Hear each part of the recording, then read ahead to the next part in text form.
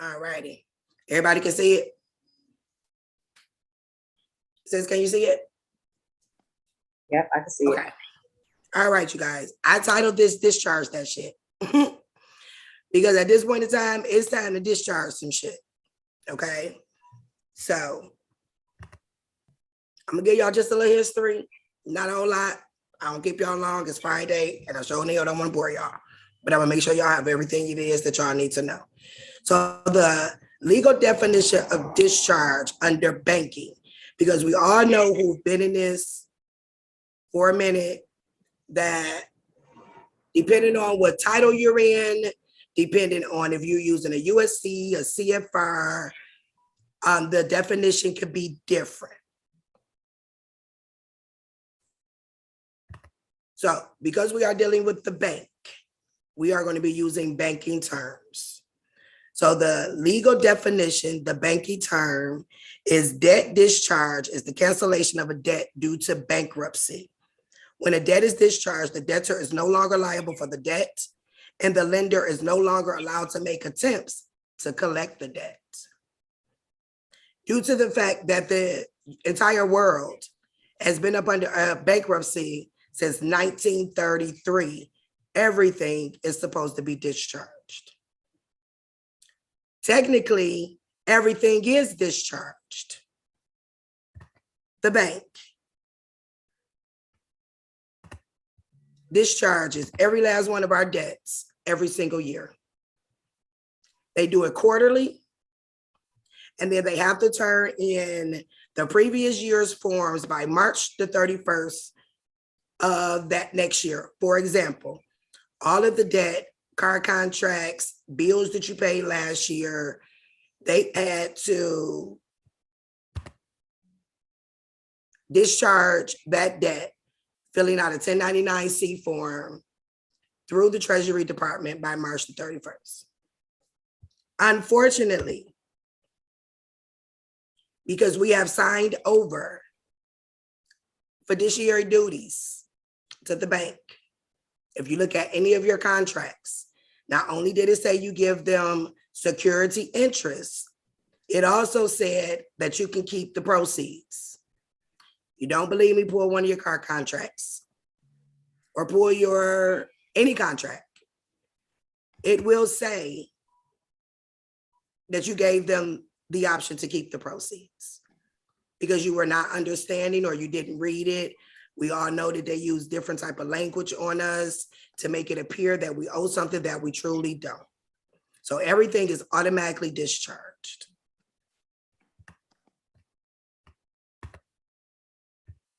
Creditors cannot collect on discharged debts, period. It means that no one may make any attempt to collect a discharged debt from the debtors personally. For example, creditors cannot sue, garnish wages, assert a deficiency, that's your credit report where they're saying you're late, or otherwise try to collect from the debtor personally on any discharged debts. Creditors cannot contact you by the phone, mail, or on any otherwise in any attempt to collect the debt personally. Creditors who violate this order can be required to pay debtors damages and attorney fees. So for now, some of you that is on here that has been doing this for a minute, I know you're like, why is she saying the debtor and I am the creditor? We are the creditor. We are the creditor. We're the debtor. We're the beneficiary. We wear all of those hats. But in the same token, if the United States is responsible for all of the American people's debts, why do you want to be a creditor? Just ask yourself that. If they're responsible for all of the American people's debt, why do you want to be a creditor? There are certain circumstances that where we are creditors. During the times that we are our creditors, that is like if we're in court, when we're assigning the judge as fiduciary, okay? But when we're dealing with contracts, promissory notes, certificates of indebtedness, FRNs, AK floating rate notes.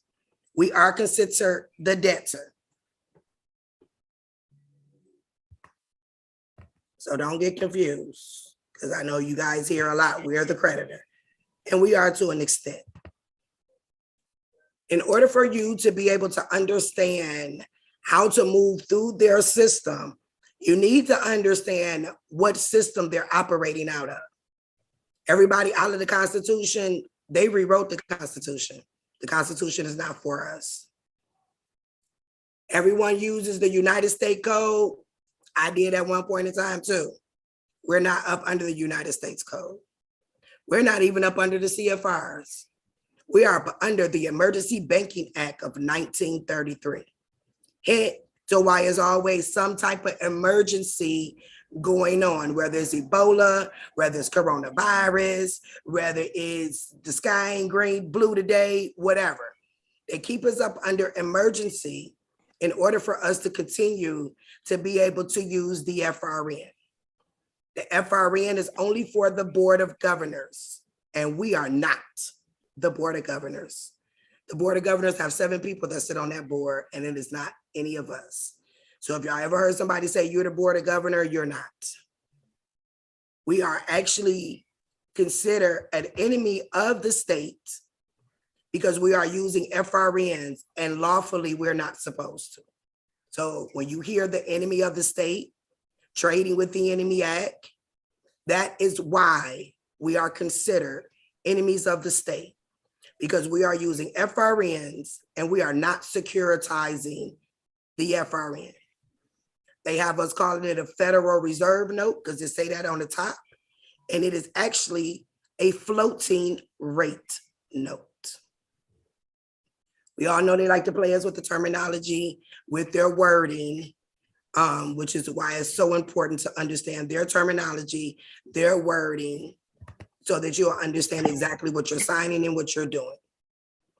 So under the Emergency Banking Act, there are 5 titles that goes up under. If I was you guys, I would read it. I'm not going to read it to you.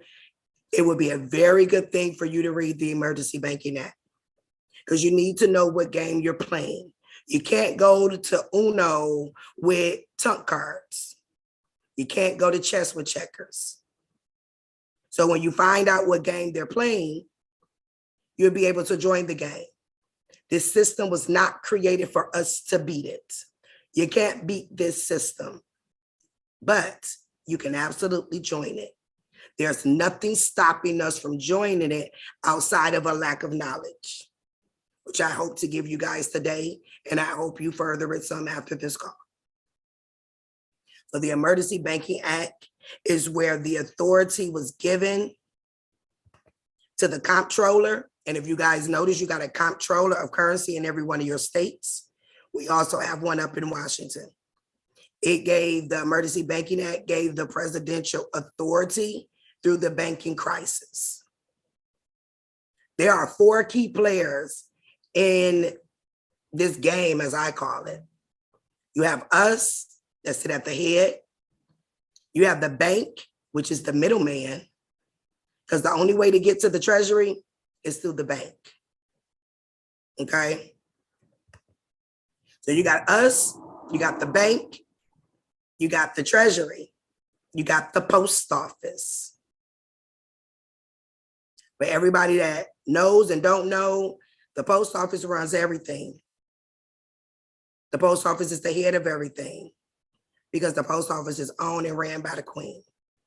I don't even know if any of you guys have noticed, they started doing mail on Sundays the last 3 weeks. Okay? Because the post office is owned by the Queen, that is why their money orders are non-negotiable, because they are the direct connect to the Treasury. So the Emergency Banking Act is very important for you guys to understand. There's 5 little titles on there. I touched on them briefly. As I stated, the Board of Governors, they are the ones who run the Federal Reserve. It is 7 of them. The Federal Reserve System is not the government. They are a private company, no different than Walmart. That's it. They are the only ones that are lawful to be able to use Federal Reserve notes. Do anybody know that the national debt average, if I'm not mistaken, is $231 trillion right now? It's $231 trillion, but all of that money belongs to we the people.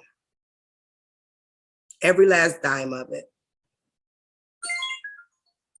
The reason why none of us have collected any of the national debt is because we are not using Wells Fargo, Chase, Navy, Federal, whoever you bank with, you are not using them properly. The bank is not to deposit your money. The bank is to wire your securities to the Treasury to come back to you ×2. Okay. I'll reiterate again to why we are the enemy of the state.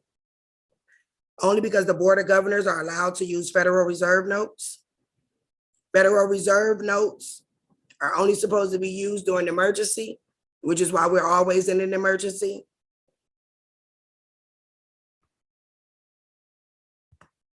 And they try to keep it that way.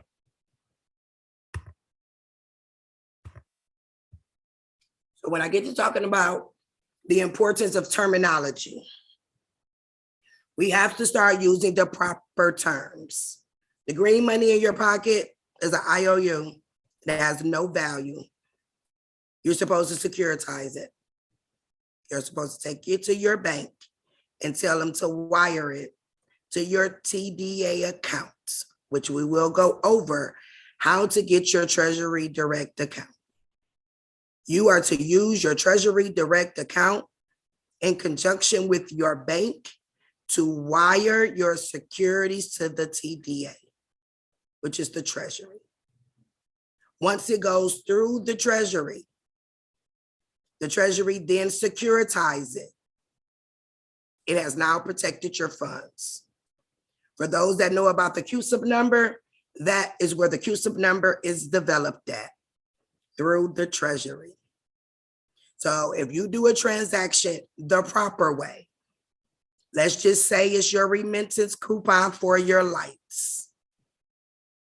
You are to take it to the bank after you have opened up your Treasury account, and you are to say, hey, I need you to wire this to this account number. When you open up your Treasury account, it gives you wire instructions to take to your bank to wire your securities. When I tell you that they gave us everything that we needed, which is why the title that I had listed for this particular class said no more affidavits, because we don't need an affidavit when they created every form that we need. They created the process that we needed. They just failed to tell us. So when we get to talking about securities, a security is a financial security as a document of a certain monetary value. It refers to stocks and bonds, which are negotiable, and they're also considered a common type of financial security.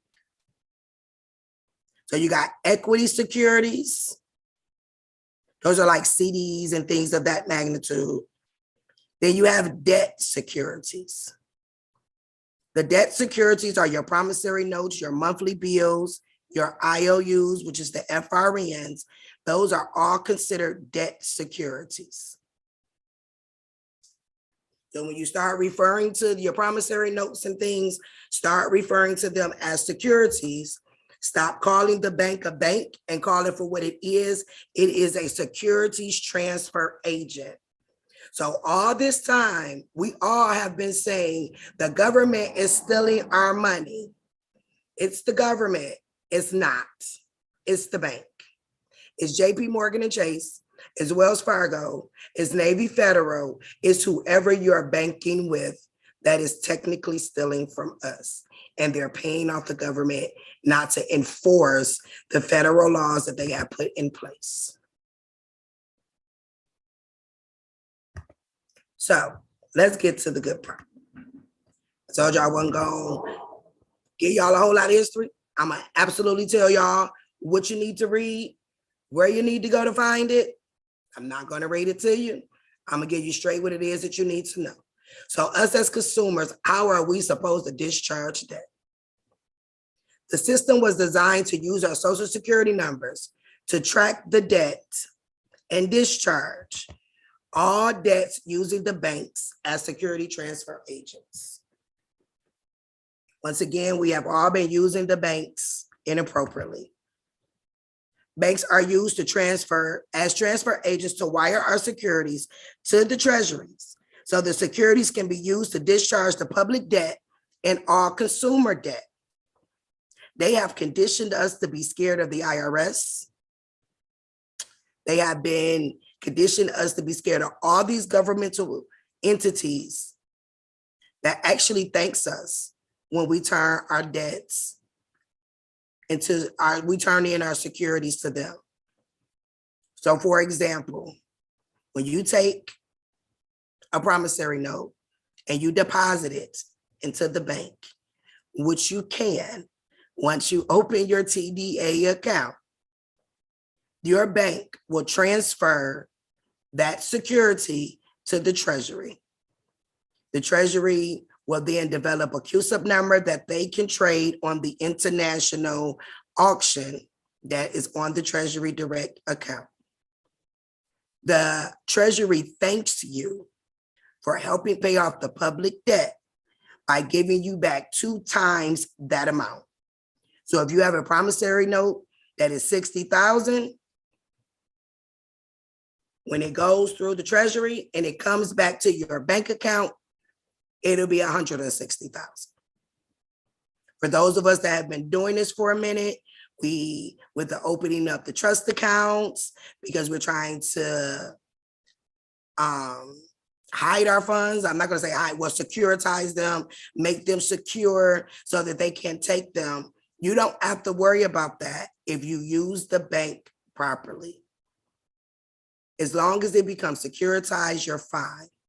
So not only do you get 2 times the amount back, now you also have that CUSIP number that you yourself can trade on your own TDA account that gains interest. If it's a regular like bill, those gain interest every 4 weeks, which is why you get a dividend check every 4 weeks.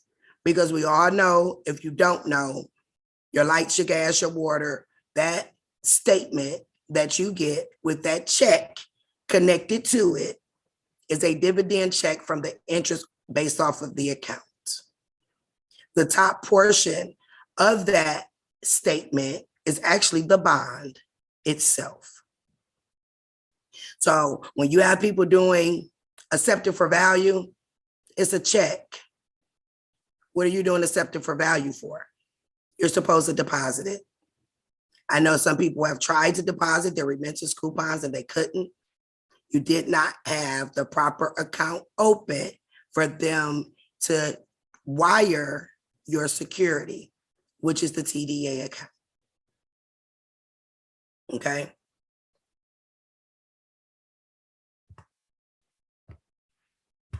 So there are 3 lawful ways that we can discharge our debts without having to write an affidavit or any of that. The first way, if you already have a promissory note, so this goes for a mortgage, it goes for a car contract, it goes for a rental lease, it goes for child support, because that's also a contract. That contract is a security because it's an instrument. Your promissory note is an instrument to be deposited. We were not supposed to autograph it.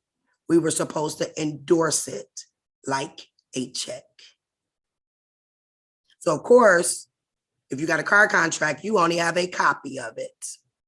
So now how do we turn that copy into a commercial sheet of paper so that it can be endorsed and turned in? You do that with bonding paper. So the first step on how to endorse your promissory note is that you're going to need to find the trustee and the indenture trustee. The trustee and the indenture trustee is going to always be a bank. Always. The Indenture Trustee Act of 1939, if I was you guys, I would look it up. That Trustee Act tells you as the beneficiary the lawful duties that you can tell the trustee to do on your behalf as the beneficiary. The lawful definition of beneficiary is the enjoyment of all wills, contracts, and trust. The only thing we're supposed to do is direct. That's it. So the first thing you want to do is find the trustee and the indenture trustee. You will be able to find them on the securityexchange.gov website. You will look for the 10K form or the 8K form. And I'm going to tell you now, they're not always easy to find. There's some people on this live that I had to make them look for one. One took, I think it took her almost 2 days. Another one took 24 hours. One was even about to cry because she could not find it. The securityexchange.gov, they have to list their trustee because every company is up under the Security Exchange Act of 1934. You might want to go read it. It'll tell you everything that they're supposed to do, including the discharge and the cancellation of every last one of our debts. Anybody who knows me know I'm a firm believer. You find their words and you use their words against them.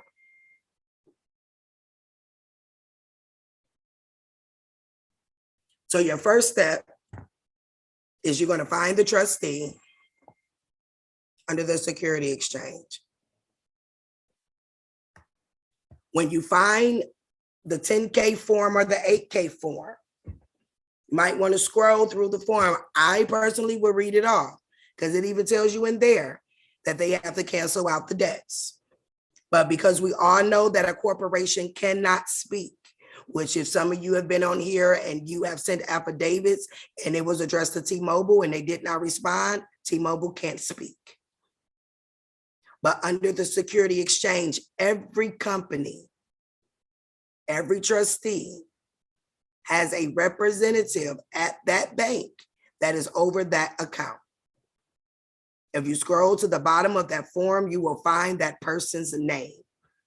You are to address that envelope directly to that person. The law states that if it's not addressed to an actual person, they don't have to respond to you. So for you guys who didn't send stuff and you wanted to default them because they didn't respond, well, if you didn't send it to a physical person, they lawfully do not have to respond. If you send it to a PO box, they do not lawfully have to respond. When you get this information off of their trustee form, it will even have their address on there. I always do a double search check through LinkedIn. And I also have another website that I use where I can pull up every company CEO's information as well. But make sure you address it to the physical person that is signed through the security exchange. The importance in that is only the person who is named as the trustee and the trustee indenture is liable for the fraud that is happening, that is liable for the cancellation of the debts. So when you guys call and you talking to the CEO or you talking to customer service, when I tell you they do not know what you're talking about, they don't. They're not lying to you. More importantly, if you were to take them to court, the only person that you can lawfully take to court is the trustee or the trustee indenture. Now, the indenture trustee will always be a trust bank, like Wilmington Trust,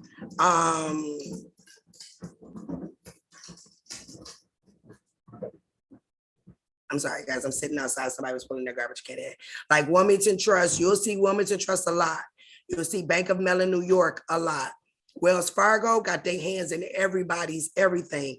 They are considered the trustee because a trust can only deal with the trust. So the indentured trustee will be a trust bank because they are dealing with our trust, but the servicer will be a regular bank like Wells Fargo, Chase, Navy Federal, things like that. Okay. The second part, to endorsing your promissory note, you're going to reprint it on bonded paper. You can get the Southampton linen paper that's at least 30 weight or higher. Don't go past 32 because then you're getting like cardstock. You don't want it that thick.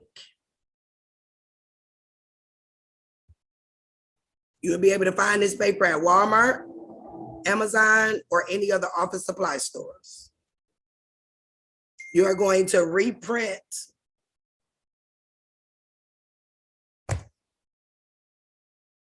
your contract on that bonded paper. Once you reprint it on the bonded paper, you are going to turn it over and endorse it like a check. So if the trustee bank is Bank of America, you're going to put pay to the order of Bank of America. You're going to go down like to the middle, not too far down in the middle of the back of the paper, and endorse it just the same way you do a regular check. Due to the fact that it's on commercial paper and it's a promissory note, and that is the only lawful payment that we as consumers have, that's your payment. When you sign your signature, you will sign it as the beneficiary signature, which is first name / middle name, semicolon, last name. That is how you sign a beneficiary signature.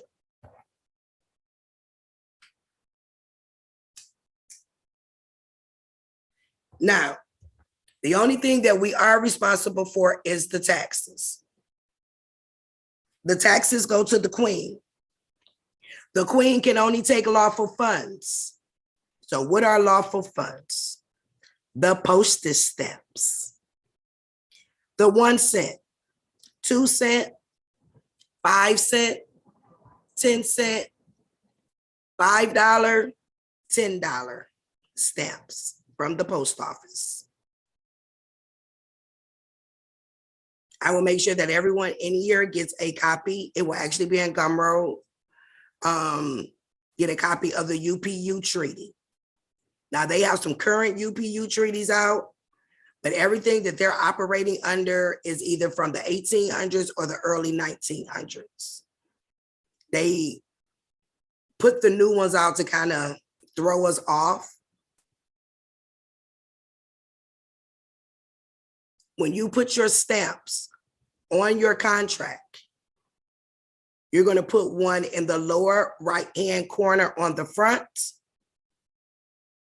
You're going to put one lower in the right-hand corner of the back. Any contracts over 100,000 needs to have $15 worth of stamps on the contract.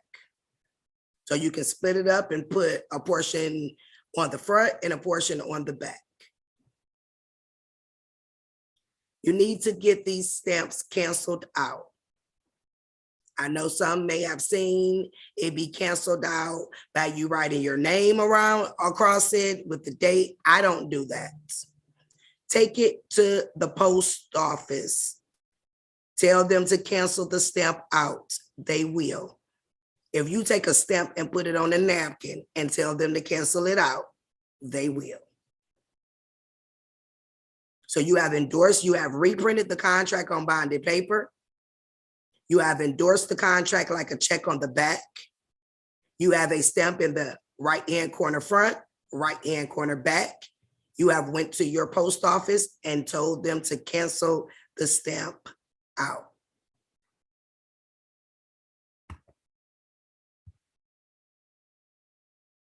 I will, like I stated, I will make sure that everyone has the UPU guide that'll tell you exactly how much needs to go on whatever instrument that you are sending.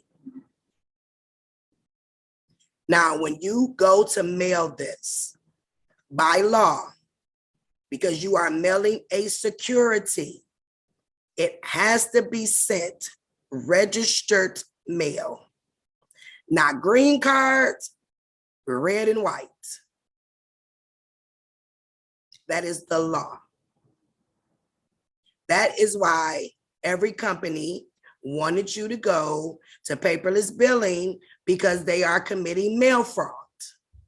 Because every security, AKA bill, has to be sent registered mail.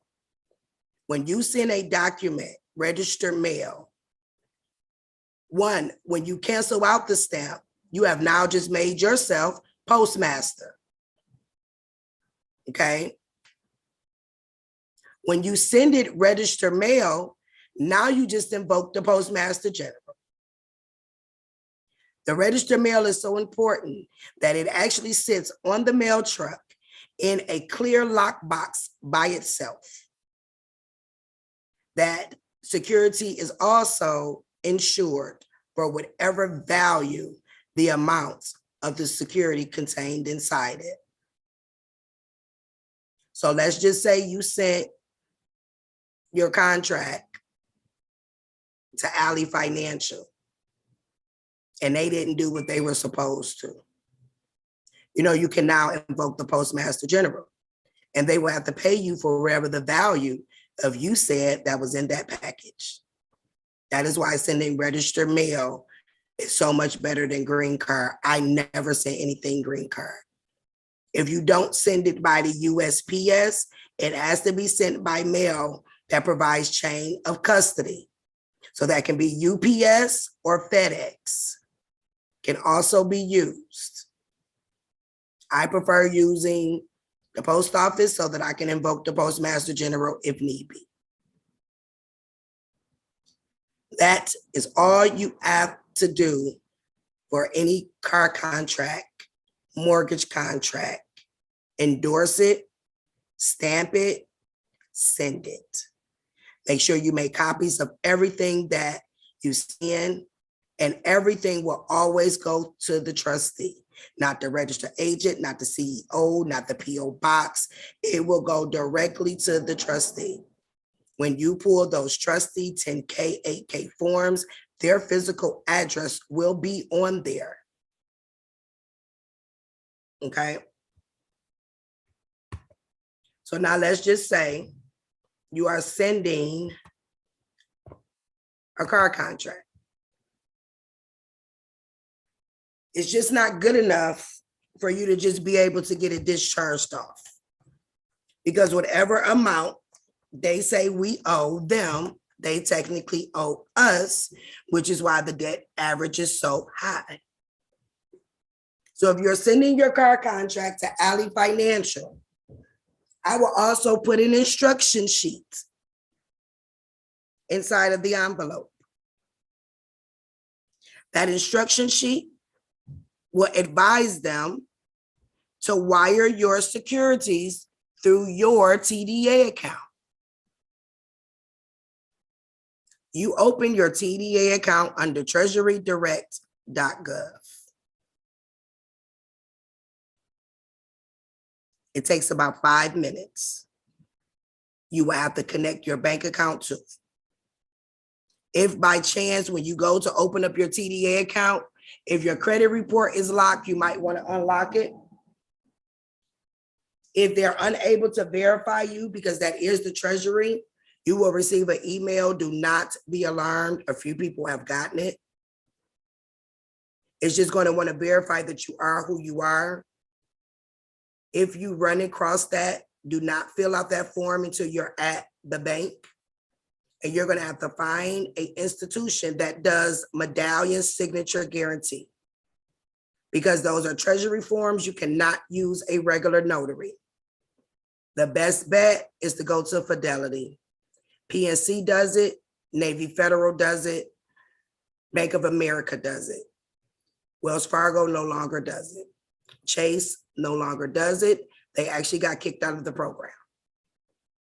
Fidelity don't give you any issues. When you get that medallion signature stamp, I will look at what color they gave me, because it now just ensured your signature, depending on which one you get. If you get a green one, it may be, I believe it's 10 million. So it just ensured your signature for $10 million. The form does tell you, do not get a regular notary. It does tell you that it has to be a medallion signature.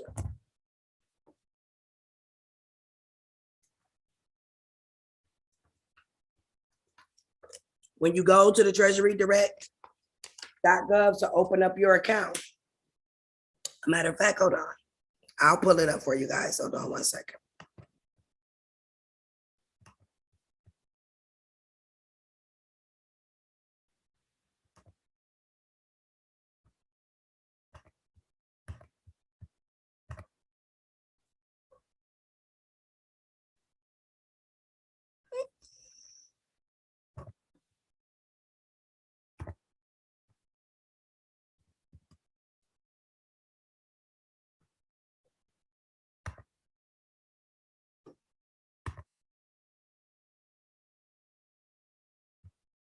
All right.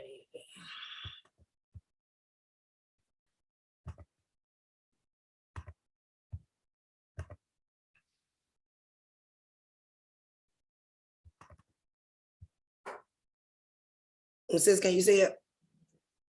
Okay, guys. So when you go onto Treasury Direct, if y'all want to go on there while I'm on here, because it literally will take you 5 minutes to open this account up. That way you can kind of navigate yourself around it. I'll give everybody a minute so that you guys can get on the Treasury Direct.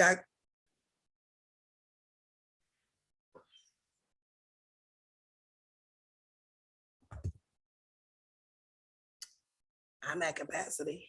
I don't know how that happened, but I'm at capacity.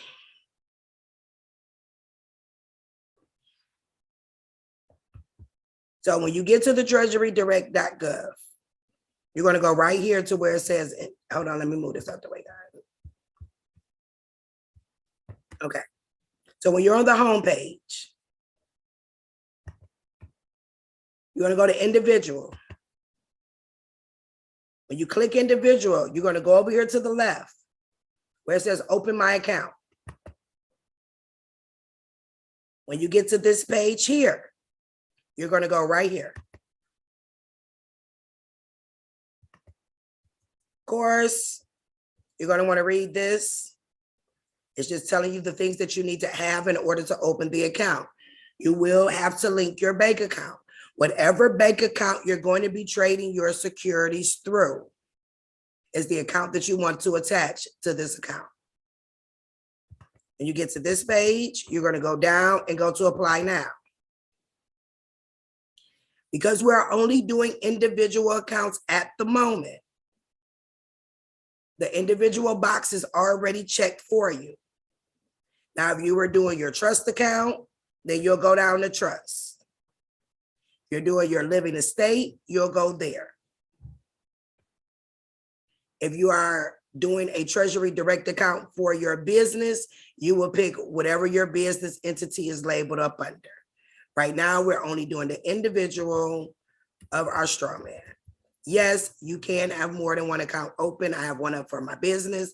I have one up for me personally, and I have one open for my trust. So I can trade securities through every last one of these accounts. When you get to that part, just hit submit. Then you will put in your personal identifying information. Where it says give an account name, that is whatever you want to name your account. For a tax identification number, that will be your social security number. The rest of the information is your own personal information, and this is where you'll add your bank. You will check the box there and you will hit submit. It will give you your account number and an email immediately.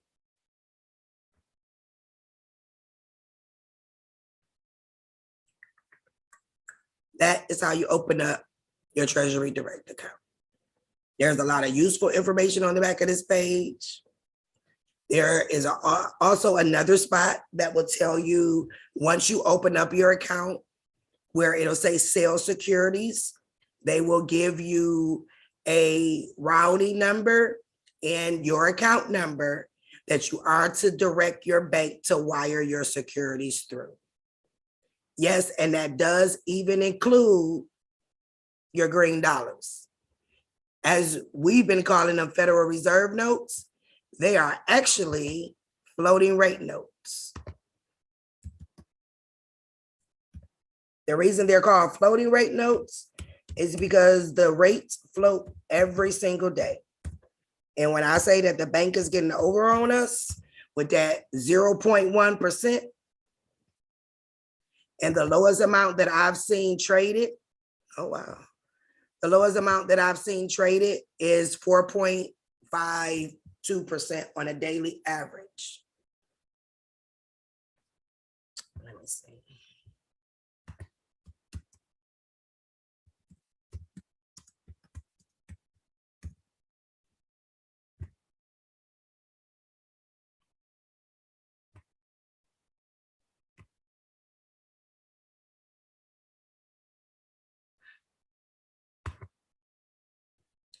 The 0% certificate of indebtedness. Please get familiar with this page. Understand what that means. So we all know that the banks is getting over on us, but we're trying to figure out how, and nothing is being done. That is because our promissory notes are considered 0% certificates of indebtedness. 0% certificates of indebtedness do not have to be registered with the Security Exchange. This is how they're committing fraud without getting in trouble. They don't have to be registered.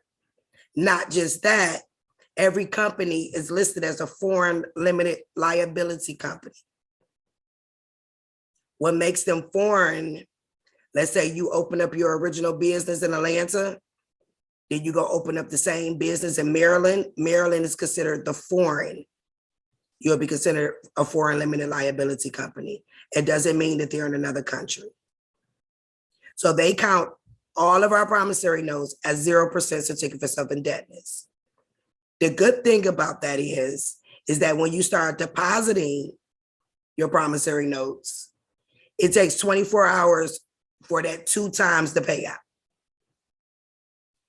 It doesn't gain any interest on the promissory note, but it'll get paid out in 24 hours. So these people that's out here doing 1099 A's, we don't do the A's or the OIDs that end you in jail, and they talk about it takes 60 days, it does not. If it is done through the bank as it is supposed to be done through their electronic system, it takes 24 hours for you to get a payout. Okay. So that's the Treasury Direct and how you open it. I got people waiting, but I'm at capacity. I don't know how I got at the capacity. Somebody must be here, ain't supposed to, but hey, it is what it is.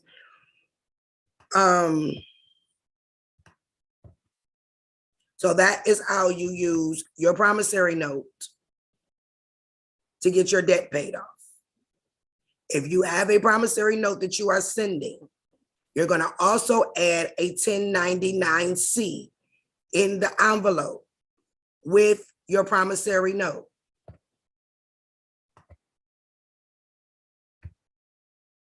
And I'm going to pull one up and show you guys the area that you are to fill out.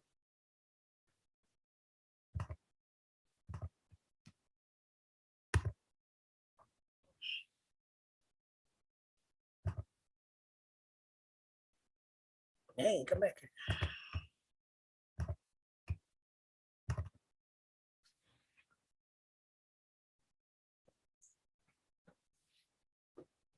Okay, you guys see the 1099 that I have up? Okay, this is the only 1099 that I will tell you to touch. I don't do the A's, I don't do the OIDs. You guys can research it for yourself. People end up in jail. It is not for us to fill those forms out.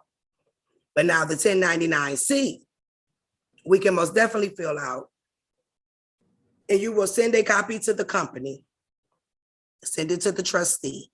Everything that you're sending will always go to the trustee. Always remember that. The trustee, the trustee, the trustee, because they are the only ones that the Security Exchange will go after. They are the only ones who have the lawful duty to process these 1099-Cs for making sure that we get our securities. Everything is on the trustee.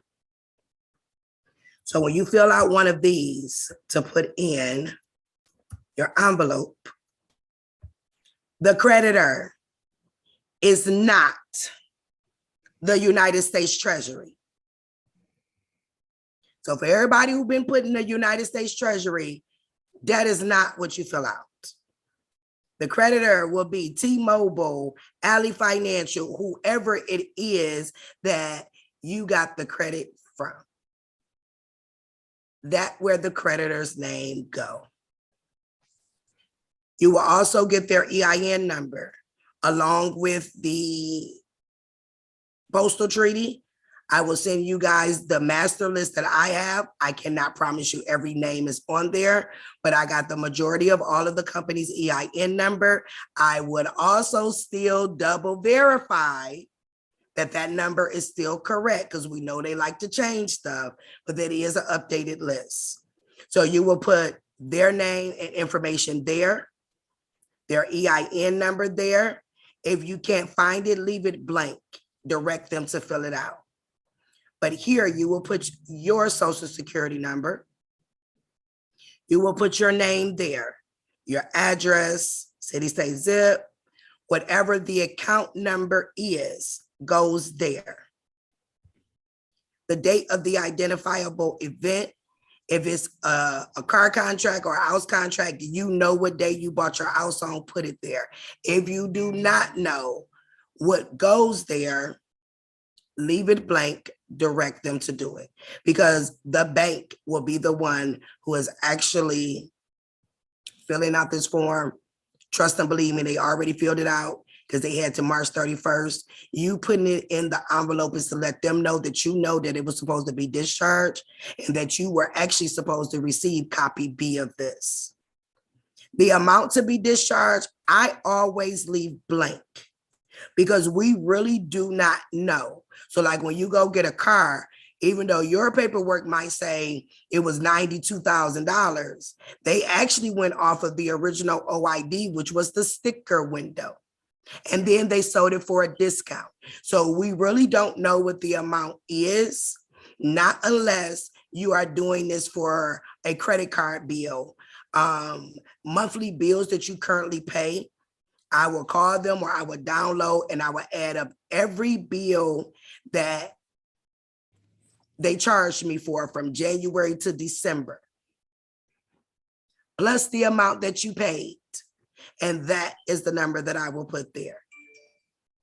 For the debt description, if it's a light bill, gas bill, student loans, or whatever it could be, you will write that there. If it's a car, you'll write the VIN number. If it's a home, you'll write mortgage, and you can write the land info that's on your mortgage contract, or you could just say mortgage contract. Box number 5, absolutely make sure that you click, because you are the debtor that is personally liable for the repayment of this debt. The identifiable event code, we don't know. That is some inter-office things that they have going on. Leave it blank. The fair market value of the property, leave it blank. In your instruction sheet, you are to advise them to properly remit your 1099-C so that you can properly do your tax return, because all cancellations of debt is supposed to go on our 1040s. You are to also instruct them to send you your copy, which is this copy, for the debtor, that they are to provide you with a copy of it and documentation showing that they have transmitted it over to the Treasury. You can also print out your credit reports. Go down your credit report and do a 1099-C for everybody on your credit report. Stop getting all of this stuff removed off of your credit report and then you have no credit score. Yes, do I know we don't need a credit score? No, we don't. But we have to learn the ability to live in the public while living privately. So sometimes you might still have to sit down at the table with these people to get what it is that you want to turn around to send a 1099-C. I have a gentleman now actually went and got a car. The same day he got his car, he sent them people a 1099-C. Within a week, they updated his credit report to 84 payments paid as agreed, and it shot his credit score up 100 points. And he had just got it because he immediately sent them the 1099-C. Any debt over $600 has to be discharged because of the bankruptcy that the whole world is up under. So if it's over $600, they will get a 1099-C. You want an 800 credit score real quick, print your credit score, your credit report out, and do a 1099-C for everybody, whether it is student loans. But now make sure you go the extra mile and tell them to now deposit your security in your TDA account. Okay? So if you owe $100,000 of student loans, you're going to get $200,000 back. That is the way that they created the system. I didn't come up with this. I just figured out how their system works, and this is how it does work. Okay? So that's the one discharge. I feel bad. I got 5 people waiting, but I'm at capacity. They waited too late.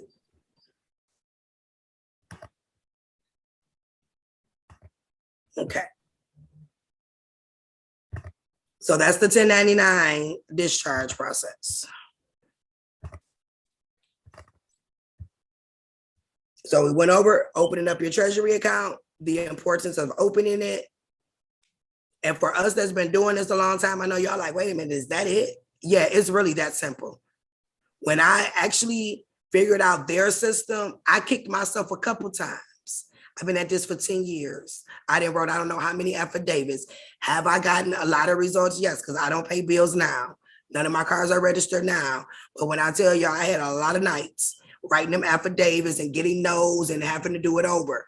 When I learned their system and started using the bank properly, I don't even go to the regular banking side any longer. They're going to send you to the private banking side and going to give you a private banker. You will do everything through that banker when you set yourself up properly. Okay.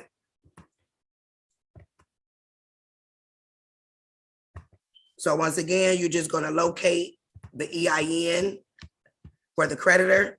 You're going to fill out your portions for the debtor's information only. You're going to add up the full amount. Current bills are promissory notes. Throw it on that 1099-C. Send a letter of instruction to make sure that they run your security through your TDA account, not unless you don't want your money back and you just want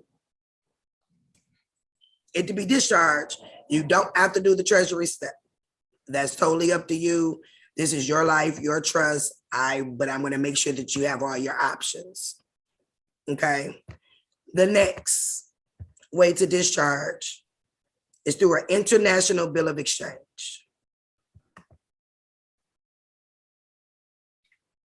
Because everything that we are doing is international, the International Bill of Exchange is authorized under the UPU Treaty, which is the Postal Treaty. You can create your own International Bill of Exchange to pay your bills with.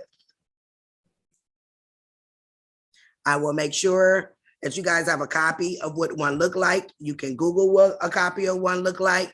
Just make sure that it says International Bill of Exchange, not just a regular bill of exchange. A bill of exchange is a kind of paper in order that its holder shall entitle the debtor named in the document to pay a certain amount of payments. The bill of exchange represents a means of payment and an instrument of providing the payment. So the bill of exchange have a dual role. It's the payment and it's an instrument, because remember, we are only allowed to use instruments to pay off our debt. It is an unconditional order given by the drawer to the drawee to pay a certain amount to the payee listed on the bill of exchange. The bill of exchange is generally a paper on the orders, but it can be issued as value paper to a name. What it means by that is you can take a commercial piece of paper like that Southampton linen paper, create a bill of exchange, and make it out to the name of a bank. Okay. Whatever amount you put on that bill of exchange is between you, your God, and that bank. But when I send you guys the banking dictionary, which I am going to send you, you will see that it says that if a customer brings you a bill of exchange, international bill of exchange, you have to credit their account for that amount. So once again, whatever amount that you put on that bill of exchange is between you, your God, and that bank. Now I'm a go big, go home type person. And that's all I'm gonna say. It is such a promissory note where the issuer becomes a clause not by order. The bill of exchange, through it, appears as a means of payment and an instrument for securing the payment. It also appears as the means of international payment because the bill of exchange can become a modern instrument of crediting in payment. Because the banks are using a credit transfer system when it comes to our securities. This is why the International Bill of Exchange is the highest level of an exchange. So for an example, you went to the car lots. You got a purchase order. You found the trustee. You signed the purchase order like a check, and you sent them a bill of exchange with it.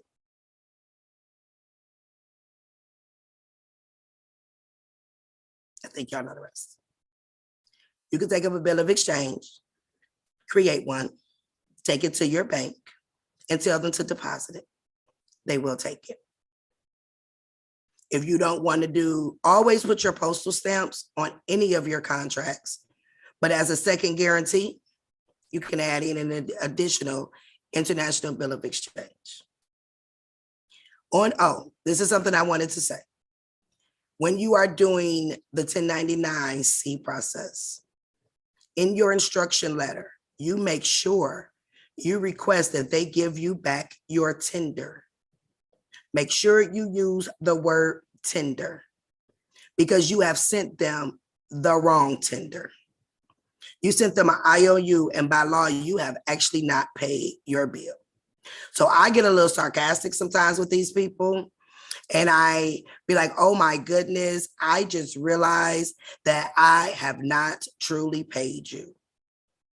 So here's your payment with the promissory note.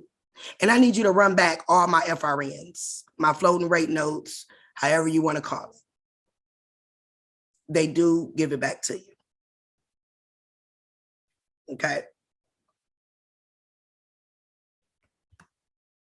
I will make sure in the file section, I'm gonna see if I can make this a little bigger. Hold on. This is an example of a international promissory note, an international bill of exchange.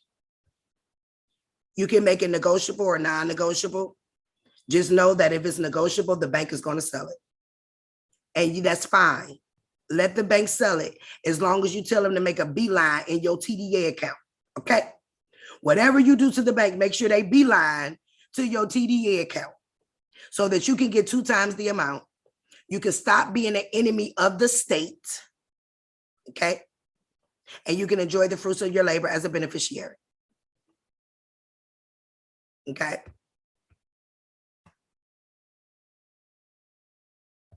The third way, and I don't know what happened to the PowerPoints on that one. So the third way to discharge your debt.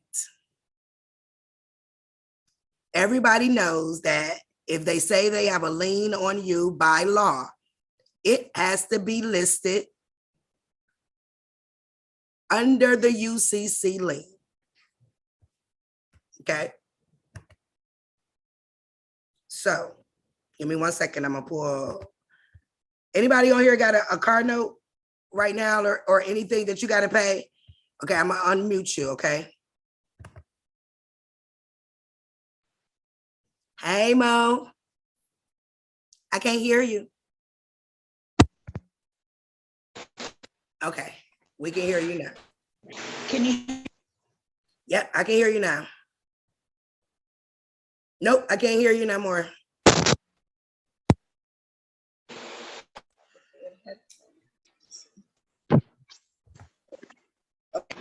How about now? Yes, I can hear you now. How are you? I'm doing well. Greetings, everybody. Am I going in and out?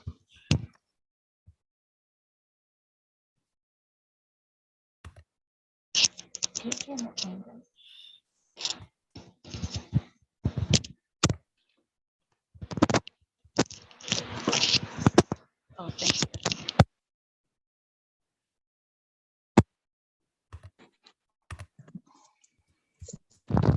Okay, can you guys hear me? Yeah, we can. It's just a little Now you hear choppy. me? Okay. Yeah, I can hear you now. Okay, great. Okay. So you have a current car note? I do. Perfect. Okay, give me 1 second. Let me pull up something. I want to show you guys something, okay? Okay. Give me 1 second. What state are you in? I'm in California. Okay. Oh, you know what? I don't know where it is.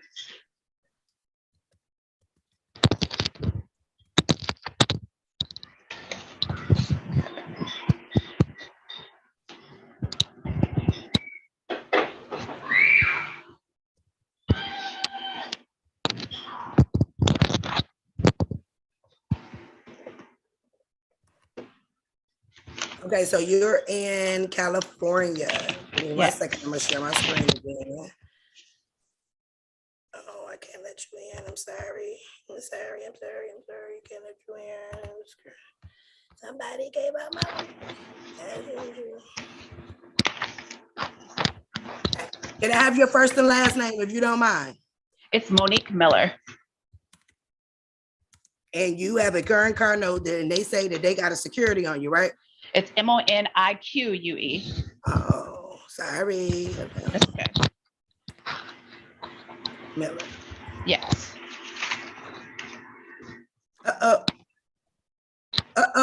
You see that? What that say? Did I spell your name right? Yes, So that's your name, right? it is. And you're in California, right? Uh-huh. And they say they got a lien on you, right? Well, they just like saying, I got the card, the contract right here for the card. So, Oh, yeah. Guess what? The law says, if it ain't in the UCC system, because we are up under the UCC laws, they don't have a lawful security against you. wow. So now you say, what's my next step? Yes, what's my next step? All right, then. Yes, And this goes ma'am. for anybody on here. You have to look in your particular state. It has to be in your state, wherever. If you moved, if you got the car in Florida and you moved to Atlanta, you got to go look in Florida, okay? When this pops up, and I'm telling y'all that it will, because the liens for everything, guys, was 21 days.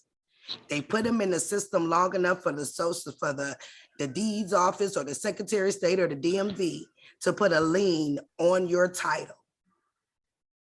You're going to order a certified copy of this from your state. There is a way that you can order it either online or over the phone, or if you're close to your Secretary of State in your state, physically go down there and say, hey, I just need a UCC 11. It's called the UCC 11 search. and you're going to give them your name. They're going to give you back a document certified that shows exactly what you see on this screen. Done. Okay. As soon, if you go down there and do it, as soon as they hand you the document showing you that you have no liens, you take that car contract with you. The law says, and the Secretary of State website in every state says, because I checked, that you can right then under oath say that the debt has been paid, they will release your liens from the DMV. If it's a car, from the deeds office, they will release it. You can do it physically down there, or you can do it, and at that point you would have to write an affidavit. I ain't writing no more affidavits, but you can. And then you can mail it in. Because you know that there is no liens on your property, everybody lien your own items. Okay? You go back into the same UCC system. I'm gonna show you. Every state is different when it comes to the price. I always do one in my own state, and I also do one in New York, because New York is the head of all states. New York is the head of every last state. That's why the stock market is there, the UN is there, everything is there. I also filed it there, because once you file it there, it goes everywhere, including the paydex system. Okay. So let me show you Supreme Beam. I'll get to you in one. I'll get to questions in 1 minute. I promise y'all I'm gonna get to everybody question, because I know y'all got them. So when you go to lien your own items, let me show you guys how to do a UCC. You'll go, so I'm on California. Mm-hmm. So you'll go down to file a lien. You will be filing a UCC1. Theirs in California is very cheap. It's $5.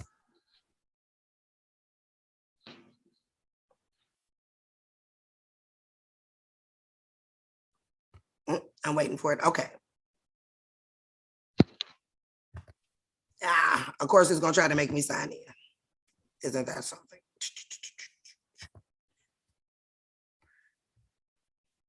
Let's see how long it's going to take me to make an account real quick.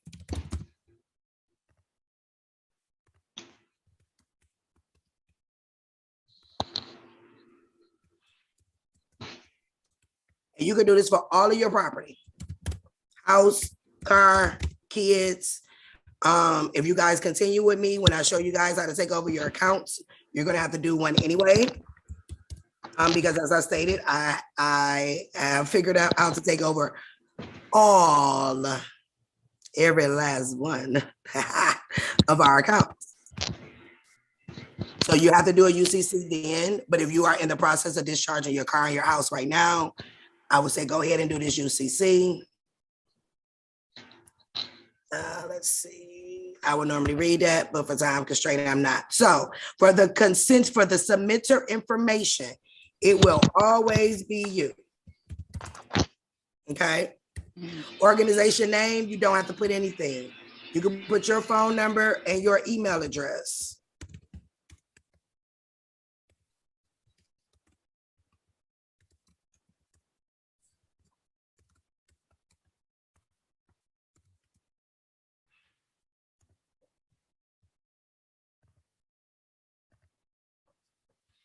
Okay. So now for debtor. Okay. Now, when you do the submitter, that will be you in your upper lowercase. The debtor will be the all caps. So you make sure you write it in the all capital letters. Okay. Put the address and all that good stuff in there.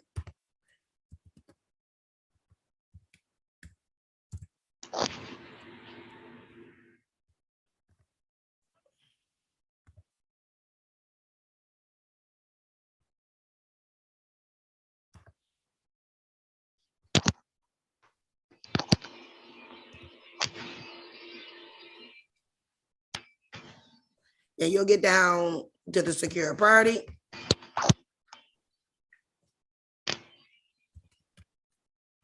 That's where you'll put a name in. You'll put it, the secured party is the all caps.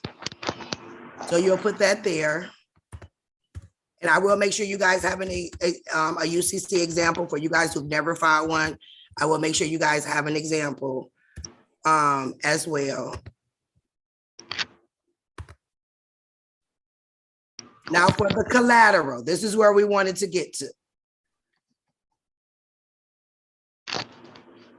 If you're holding it in trust, you'll put the trust. But right here under the description, in your case, Ms. Monique, you will put the VIN number, the make and the model. If you have a registration or any of that, put that in there as well. You're going to now lien your own items because there's no lien on them at all. So lien your own stuff. Okay. Once you lien it, nobody can. Now, the reason that the lien is gone, number one, all liens are temporary for 21 days so that they can commit fraud. Number two, only the original creditor can lien you. Once they transfer that note, and trust and believe me, they transferred it before you got out of that seat. If you read your contract, it tells you that you give them the right to transfer it. Once it's transferred that first time, that's it. Nobody else can lien it on that side, but you can lien it. So make sure you lien your property. Okay, guys. So I do this after I go to the treasurer. I could do this right now. Oh no, you can do that right now. Got it. I tell you guys, before you go down to the Secretary of State, lien it.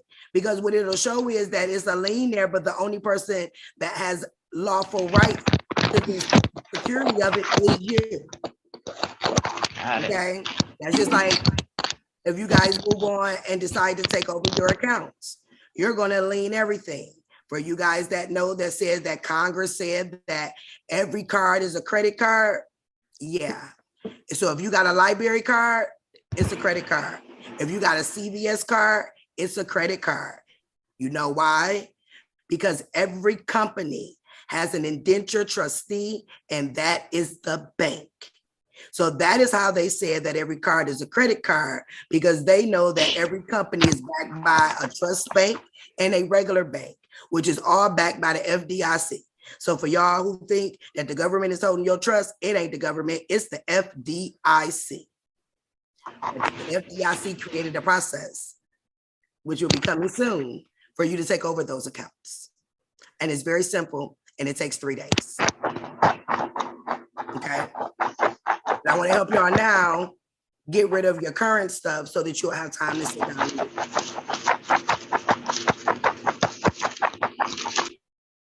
So that is the third and final way to lawfully, based off of their rules, not Tmeka's rules. This is their rules. And y'all ain't heard me say not an affidavit once. I was not playing when I say the day of the affidavit of truth is over. It's over. Okay. So y'all 1099-C every single company. Fill out your portion, send it in. They direct them. You guys are the beneficiary. Stop saying the creditor, beneficiary. Beneficiary. We are to have the enjoyment of all wills, trusts, and contracts. That is Congress' definition of beneficiary. So for those of us that's been in it for a minute, we so used to saying we the creditor, scratch it. That's why my name on TikTok is Life of the Beneficiary. We are the beneficiaries. And what I'm going to do is to show y'all how to live like a beneficiary. And as beneficiaries, all we do is direct. We tell them what to do, how to do it, when to do it, which is why it's important that the Indenture Trustee Act of 1939, you guys read it. That is your playbook on what you can tell them what to do. They gotta follow it, because when y'all pull those trustee forms, you're gonna see at the top where they said in compliance with the Securities Change Act of 1934, in compliance with the Indentured Trustee Act of 1939, in compliance with the Emergency Banking Act. That is why I've given you guys those. So for everybody that's reading Title 15, throw it away. Keep it in your back of your memory bank. You don't need it. You don't need it. You don't need TILA, because guess what? Even though TILA says that they in violation, guess what we did? Just like Miss Monique in that contract, she got in her hand, she signed it. She said she understood it. You can't be an Indian giver and go back now and say, oh, you defrauded me. No, you didn't read it, you didn't understand it, you gave it to them. That's why it don't work. Accepted for value don't work because it's a check. You supposed to deposit it. You only can deposit it if you got a TDA account open. For those of us that's been doing this a while, I know y'all like that just cannot be it. Oh, it absolutely is it. It is one of the most easiest processes that I have done. Because for y'all that know me, know I don't bring y'all nothing that I have not tried and tested first.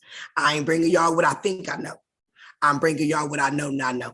It works. That is because that is their system that they put in place, but they didn't tell us.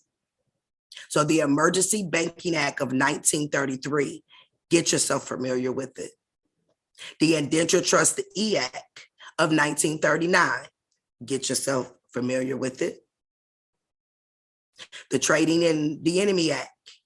I already told y'all how to stop being an enemy by using your bank to transfer your securities, and you get it back times two. So for anybody on here that ever took their remittance coupon to the bank and they say, oh, we can't do that, that's an international transfer. Well, it will be, because we are all foreign to the United States, and the Treasury is in the United States, which is the 10 square miles of the District of Columbia. So it would be a foreign transfer. Okay. So you got your 1099-C, you got your International Bill of Exchange, and you have your Secretary of State. All three have worked. No pushback, no flack. It worked. Make sure that whatever you're doing, you lean it. Lean back, way back on it. Lean your items. And that is how you can lawfully discharge your debt. Endorse the contract if you got one. That's it. Make sure you put your stamps to pay the taxes, because guess what? We have to keep our hands clean at all times. Regardless to what they're doing, we got to keep our hands clean. So as long as you keep your hands clean, regardless of whatever they do, you're going to be okay. Okay? So you got your 1099, you got your International Bill of Exchange. And as I said, you know, if it was me, I would put a nice little number on there, you know, once I got my TDA account set up, and, you know, I'll take that to the bank and say, hey, because y'all going to have the banking dictionary to back up them having to deposit that International Bill of Exchange. And whatever amount you put on there, between you, your bank, and your card. But know that they give you no pushback with those International Bill of Exchanges, because you just brought revenue into the bank. And then don't forget that, let's just say you did one for $1 million, and that's being modest. Remember, they got to shoot it through the TDA, so now you got two. And don't forget, that's going to develop a QSIP number. And then now you're trading your QSIP number through the international auction on the Treasury. So now let's talk about our babies. When I say that these people gave us everything that we needed, when y'all go on that TDA Treasury account and open up y'all accounts, there is one for you to open up for your minors. So when the Bible says leave an inheritance for our children, this is what they were talking about. So you open up a minor's account for your child. You will be over the minor's account. The securities that is held within that minor account has to stay in that account for that child until that child is 18. So every security you put through your account, you can then take and put through your child account and make sure that your child is well off on their 18th birthday, because then it will transfer over to them. Okay. So I will open up for questions. LaCora, that's my sister. Y'all see her up there. She's also my admin. That's my sister. We will do it by a raise of a hand process. Yes, it has been recorded. Yes, everybody that's in here will get a copy of the recording, as well as examples of international bill of exchanges that you will be able to use. You will get the banking dictionary. I'll even put a reminder, or I may even throw the PDFs in there for the Emergency Banking Act, the Trustee Act, and how to find a trustee, because they're not easy. I've been doing it for a minute, so I can pull them up kind of quickly. I know you guys are going to need some help there, so I'll try to assist as much as possible. I am putting a Excel spreadsheet together with all of the trustees' information on there that will also be available to make it easier for everyone. So I'll just ask that you limit your questions to not so many so that everybody can get through. We do have 97 people on the call, and I want to make sure that I can get to everybody. For y'all that was in my class before, I know y'all like, is she done already? Because we used to be on this phone for 4 or 5 hours. Guess what? When they created a process for us, it don't take that long, because every document that y'all see I pulled up is theirs outside of the International Bill of Exchange, but we're all private bankers, so we're able to use that. Okay, so let me figure out how I unlock this so I can get some questions in. So we got some hands raised. Shan, you can unmute. Hi, can you hear me? Yes. Okay. I'm really enjoying your presentation today. I'm learning so much. Thank you so much. Oh, you're welcome. Thank you. You're welcome. I wanted to ask you, I'm gonna start with the big bill of exchange. Do you just walk in the bank with this document and sit down with them and hand it to them? Is it that easy? It depends on what you're using. It depends on what you're using the bill of exchange for. Okay. You would definitely have to go sit down with a private banker. Mm-hmm. You want to make sure that your TDA account is open. Me personally, I sent everything registered mail. You send what now? I sent everything registered mail. Oh, registered, yes. Correct, because I wanted to make sure that it got to the proper person. Because remember, the low people that's at the buildings that we can physically walk in and talk to, they have no idea what we're talking about. So I always send it to the heads so that they can get it. But I'm also in the process of taking over my accounts, so mine is done just a little bit differently. But yes, I will look up whoever the collateral securitized person for Bank of America or whatever bank, and you will send it directly to them.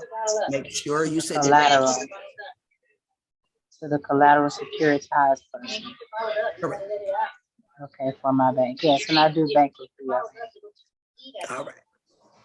Thank you. Yeah. So, and so when you had went to the liens, when you went to the liens page, you were filling out some of those line items. Mm-hmm. You had wrote the debtor in all caps and the secured party in all caps. I've heard it, I've seen it done way different than that. Can you explain that part? Because what I had learned was that the secured party is the creditor, not the debtor. Am I correct? And you are absolutely correct. I'm going to actually put in a rough draft of a copy in there for you guys. It'll be in the packet that everyone on the call will get. It will be coming in email. It'll come from Gumroad. And it'll be within that packet. It will be an example in there, but you are absolutely correct. Okay, so that is correct. Yes, ma'am. Just make sure that when you're doing the 1099s, that you don't put yourself as the creditor. You put whatever company it is, and you're always the debtor. But when you're leaning your own items, yes, that is the correct. Okay, so when we're doing like the 1099-C, we are the debtors. Yeah, That's that is you know correct. that's the okay, because that is something that I have not seen anywhere on any platforms. They've always said that you could That either they, the they treasury. and I'm gonna tell you what happened to their forms. Okay, And I can show you this on the IRS website. It went to okay, the frivolous department for them to start doing a criminal investigation. And I will show you where it says it on the IRS, what happens to it. They may even allow your first couple 1099As and OIDs to go through so that you can get the money, so that they can okay, press the fraud against the government on you. There's a young lady right now in federal court for using those 1099As and OIDs because they are not for us to process. And for those people that have now processed the one this year, it's about it went through. They didn't even realize that the government actually changed their system to where the companies have to use one particular system now with a certain code that only the company has to even transmit them. And I feel very bad for everyone who jumped on that bandwagon and did it because they're going to jail. yeah, because I was about to jump on the bandwagon and put the creditor as what is it? Um, what did I say? The creditor Yeah, is the the creditor as corporation. the United States Treasury. Yes, that's what I had because those are the only examples that I have seen where the creditor is the treasurer. And they're not. And see, this is where a lot of people messed up at, is because they Okay. want to keep saying, I'm the creditor, and to a certain point you are. But that's not how the transaction went. So let's just talk about a car contract. When you went in there to get that car, when the finance man went in the back, when they called the bank to fund you, the car dealership asked for that money. So then the bank said, well, what do you have as collateral? They say, well, I got Miss Shan out here that's about to sign this promissory note that once it mature in 9 months, is worth this much.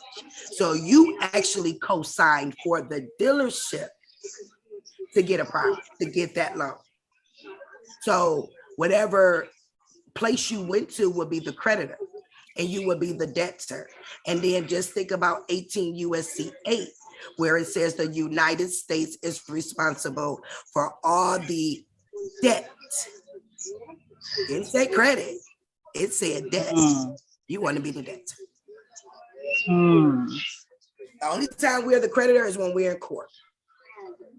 Because when we we're in signed court. the court as the fiduciary. Everybody put Janet Yellen name down as fiduciary. She is not. She is just one of the board of governors. It is the bank. The bank, the bank, the busy, the bank. It is the bank. Wow.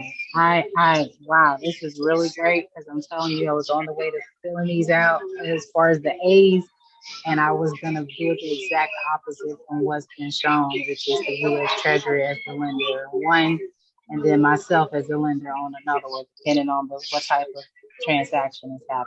So thank you so much. You're welcome. Well, the universe aligned with you right on time because they didn't want you to do that. And I don't want to see nobody in jail, and everybody who know me on my page, I have putting up the proof from the IRS saying that you're going to jail and all the cases.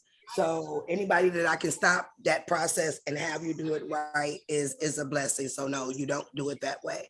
Now there is a way that you can go back and get your money. And as I stated, they make us scared of these companies. Yes. Every company has an EIN number. Every company you're doing business with has you listed as an employee up under that EIN number, but they're not paying taxes. So you can actually use the IRS, fill out a W-4 like you worked for T-Mobile because they got you down like you did, and tell the IRS, hey, I'm not exactly sure the right amount. Can you fix this? The IRS will actually audit that account, your account, for you get your money for you. They'll charge you 18%, and in 3 weeks, they'll deposit the money into your account. Because every company that you deal with, I don't care who they are, has you listed as an employee. Wow. So you can do this in addition to the 3 different forms that you gave us for discharging debt. Yes, ma'am, you can. And they will go in and Standalone. yes, ma'am. And what it is you'll just do a W-4 for whatever account that you have. So I don't know how many accounts you got, but however many accounts that you have, you will do a W-4 like you work for them. And then you will add up all of the amounts that you have sent them, because you only estimating. You will tell the IRS to do the rest. They will actually audit the account. Because when I say the queen is no respect of a person and she want her money from everybody, and these companies are evading taxes, they will happily audit that account for you. And I believe it's for 18%. They take 18% of the money and then they'll deposit the rest to you. Yes, ma'am. Wow. And They can see the Thank you account. so much. I'm so sorry, y'all. We're gonna limit the questions Sure. because we got like over 90 people in here. So we're gonna limit the questions. Y'all ask her one question because we got. You're welcome. Thank you. You're welcome. You're welcome. You're welcome. Let's see. We got Fate. Oh, Fate. No, Empress next, sister. Oh, Empress next. Okay, I'll let you do that part, dear. Go ahead. Okay. Empress, how are you, love? I'm doing great. How are you? I'm fine. All right. So my question is, shoot, I'm trying to pick one. I wrote it down. All right, I'm gonna do lease agreement. Okay, so I know she said that you're gonna print it out on bond paper. But you have it where as though now that they are having you sign them electronically, right? So I'm gonna go to them because I'm in my current lease, but I know like the renewal is coming up or whatnot.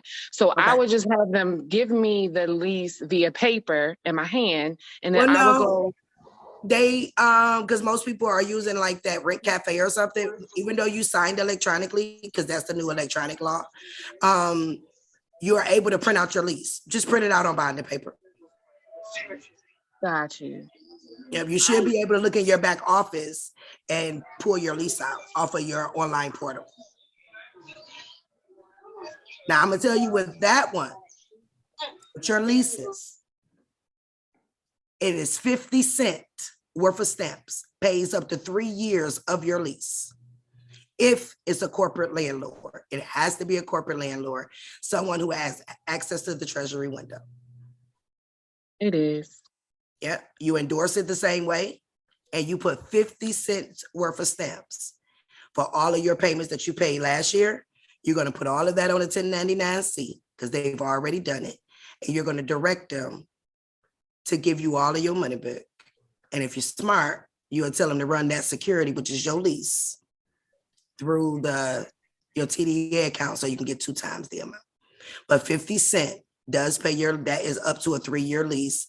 It is in the UPU treaty that I'm going to make sure that everyone has a copy of, because everybody needs the right UPU treaty. I think people are using like the 2000.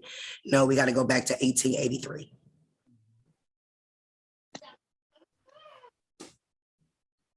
I really appreciate it. I wish I could ask this other question because the lady that was answering questions before, her UCC question confused me. I had it right, but when she asked the question, I was like, okay, now I'm confused. Go ahead. I'll let you go ahead. Go ahead. So the UCC on the secured party, it's supposed to be put in all caps, but the secured party as a creditor would be the name of the actual company, not our name in all caps. No. You're leaning your own stuff. So your uppercase, lowercase is leaning everything that your straw man is. That way you are the first party that if something happens, you'll get paid before anybody. Okay, so the submitter is uppercase, lowercase. Right, the submitter be uppercase, lowercase, who's ever submitting the document. Okay. And the debtor is all caps. Correct. Our all caps name. And then the secured party is your also is your uppercase, lowercase. Oh, shoot. And okay. Nobody's a secured party creditor. You're either a secured party or you're a secured creditor. I am so tired of people, not you guys, saying secured party creditor. There is no such. You're either going to be a secure party or you're going to be a secure creditor. They have two different definitions. I will look them up.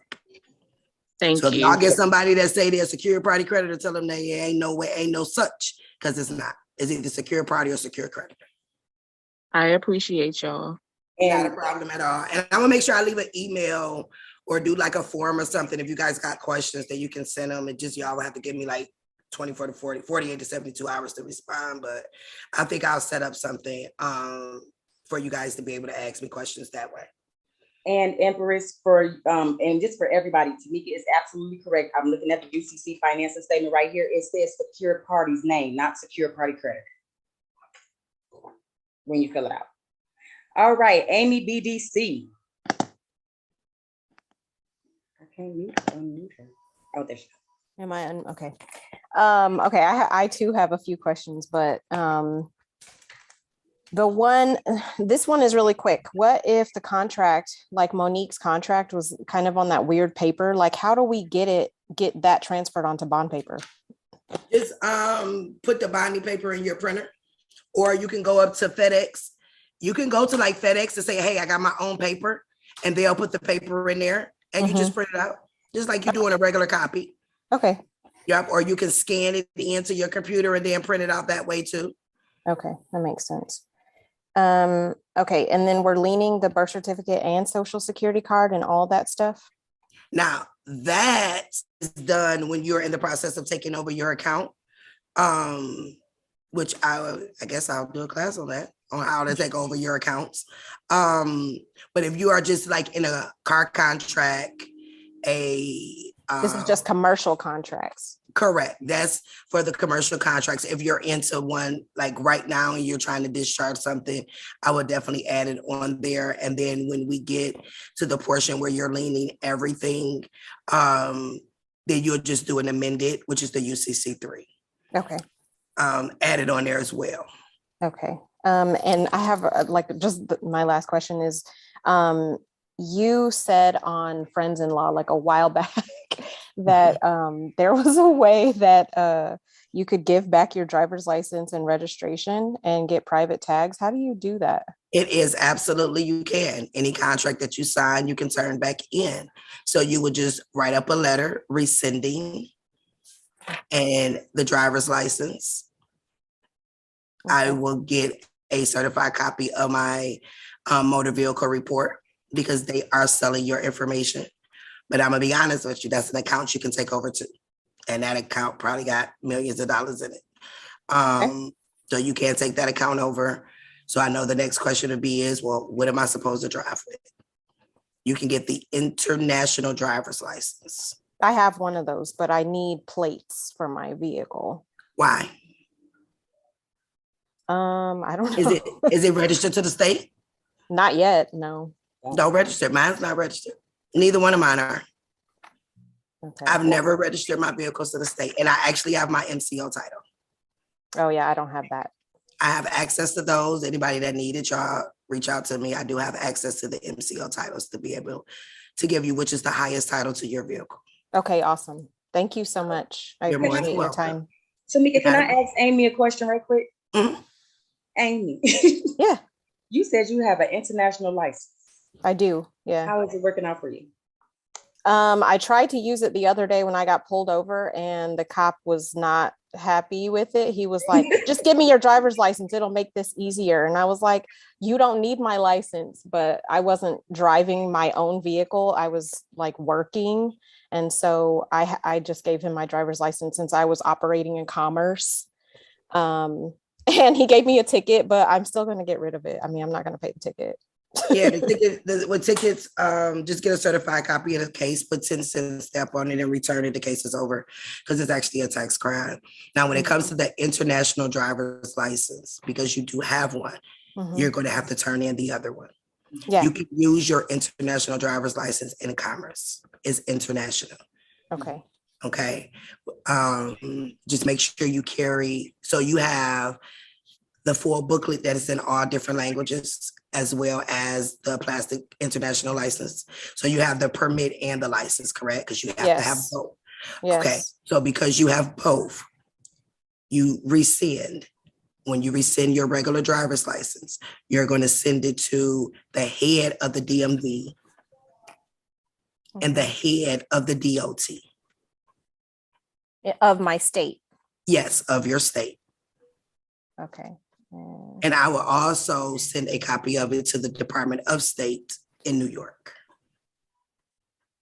Okay. And just rescind it. Anything that we sign, we can unsign.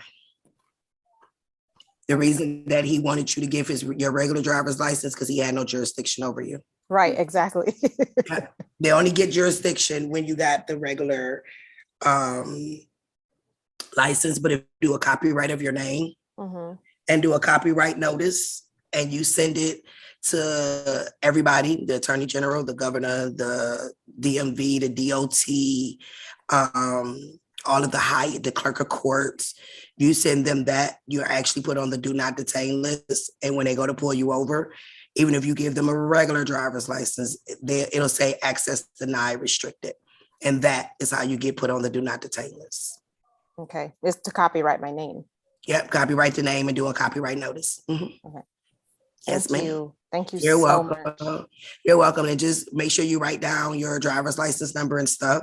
So when you go to take over that account, you'll have the account number. All right, Victoria. Victoria, how are you? Actually, that is not my name. For some reason, I don't know why my soon-to-be ex-wife is on here. But anyway, that's another story for another day. Make sure you take over that. Make sure you take over that account too. The number on your marriage license. That's an account too. Take that over too. Take it over? Take you out. They trading on it. Why not? Oh, shoot. I didn't know that. Thank you. Thank you. Welcome. First of all, thank y'all. Bless your life. Bless you're you. welcome. Sorry, sis, unmute him for me. I'm so sorry. My bad. My question was, do you have to authenticate your birth certificate in the state and national level before you can discharge these debts? No. Okay, so this is my question to you. How long you been signing for your straw man? Since I could write.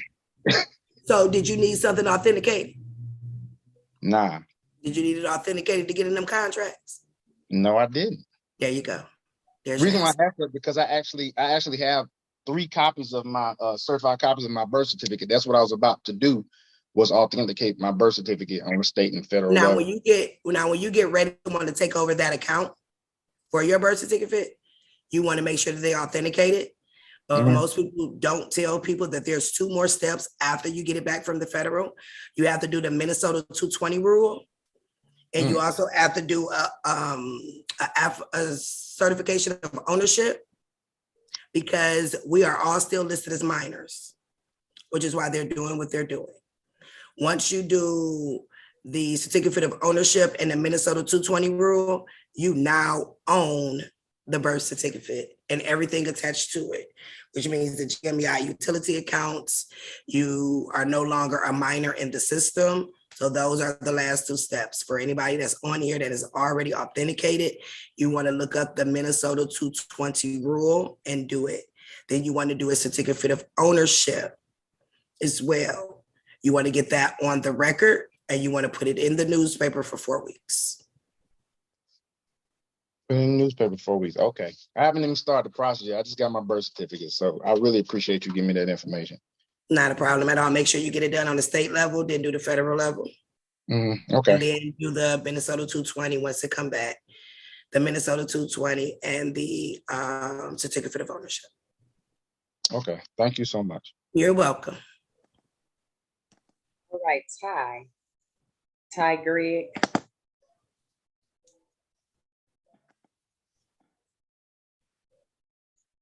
Is he muted? Ty Greg. I just asked him to unmute. He might be having some technical difficulties. We'll come back to him. You can go to the next person. Minya Bay. Hi. Hi. Okay, so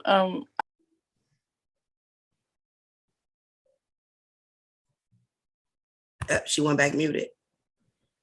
sorry. I don't know how that happened, but I'm sorry. It's okay. Okay, so I have I have a big car note. Like I have a Porsche, but I got it because my credit was really good from my credit union. Does that whole thing work with a credit union? Because I didn't get it from a dealership. Absolutely. It still works Okay. the same way, regardless of wherever you got it from. It's a debt. And it has a promissory note attached. The promissory note paid it. So you'll do it the exact same way. Okay. And also, like, I have credit cards with this credit union. Are they going to close down my accounts if I do this? If you send them a 1099-C, the thing is, I can't promise you what they're going to do because I don't work for them. But what I can tell you is that the 1099-C they have already filled out. They just don't think that you know it. Even if they do, close your account. It is never closed on the private side. So if you do the account takeover, then you'll have your entire account, along with all the securities that they've been trading that you don't even know about. So legally, they're not supposed to close them, but you're not doing it as a billing error. Now, I have seen when it's been done as a billing area with affidavits that they mess with people's accounts when you're doing the 1099-C, and because you're sending it to the trustee. That is what makes the difference compared to when people were doing billing errors and they were sending it to the CEO. Because you're sending it to the trustee, and the trustee is the one that is liable according to the documents that they have on file under the security exchange. The trustee complies very quickly because they know that if you got to the trustee, then they know you know a little too much, so they comply very quickly. Okay. All right. Thank you. Okay. So I'll just say you make that determination. If it was me, because I know I can take over my account, I would just take my account over. But yeah, I would definitely still send the trustee the 1099-C so you can get all your money back. Now, to make your account open-ended, do that. The only way to do that is by taking over the account. Okay. Are you gonna write, like, is there some way that we can read some of this stuff? Because I can't remember all of this. I need the special ed edition for this. I can't remember. It's okay. I'm gonna be around. I'm not gonna leave. So it's okay. I got you. It's a lot. How long have you been doing this? No, You just started? Yeah, I'm very new. Like, all of this is just like Chinese for me. And Okay. I really need the special ed edition. I need help, please. I got you. What I will do is I will make sure that you have access to my last classes that I've done, which will give you the foundation and the education to why we're able to do this and the laws behind it. All right. The recording Thank tonight, you. every last one of you guys will also get as well. And I'm available because I don't want anybody to make any mistakes. So I'll be here. Thank you so much. You're welcome. It's okay. I got you. All right. Thank you. I You're need welcome. you. All right. Okay. Bye-bye. Thank you. You're welcome. All right. Who we got next? Demetrius, can you unmute? Thank you for your information. How's everyone doing? Hey, how you doing, Demetrius? I'm doing great. Here's my question. So my TD account is set up. Is there anything extra I have to do with the bank, particularly so I can go through them? So what you do is when you go into the bank, what are you taking to the bank? My remittance slip. So when you go in there, you tell them that they need to do a remittance transfer. Okay. They're going to ask you for the wire information. Uh-huh. So the wire information will be the TDA routing number, which you will find on the TDA account, and your account number. And that is actually an international transfer. They'll know what to do from there. Oh, perfect. Yeah, you just let them know, hey, I need you to wire a remittance transfer. Give them the routing and account number, and they'll wire it that way. Okay. So what happens is that when they put it in the system, the company will know that you have redeemed it, and then they will do what they need to do on that side of your account so that your account is staying good standing. Perfect. Okay. All right, thank you. You're welcome. Okay. Andrea.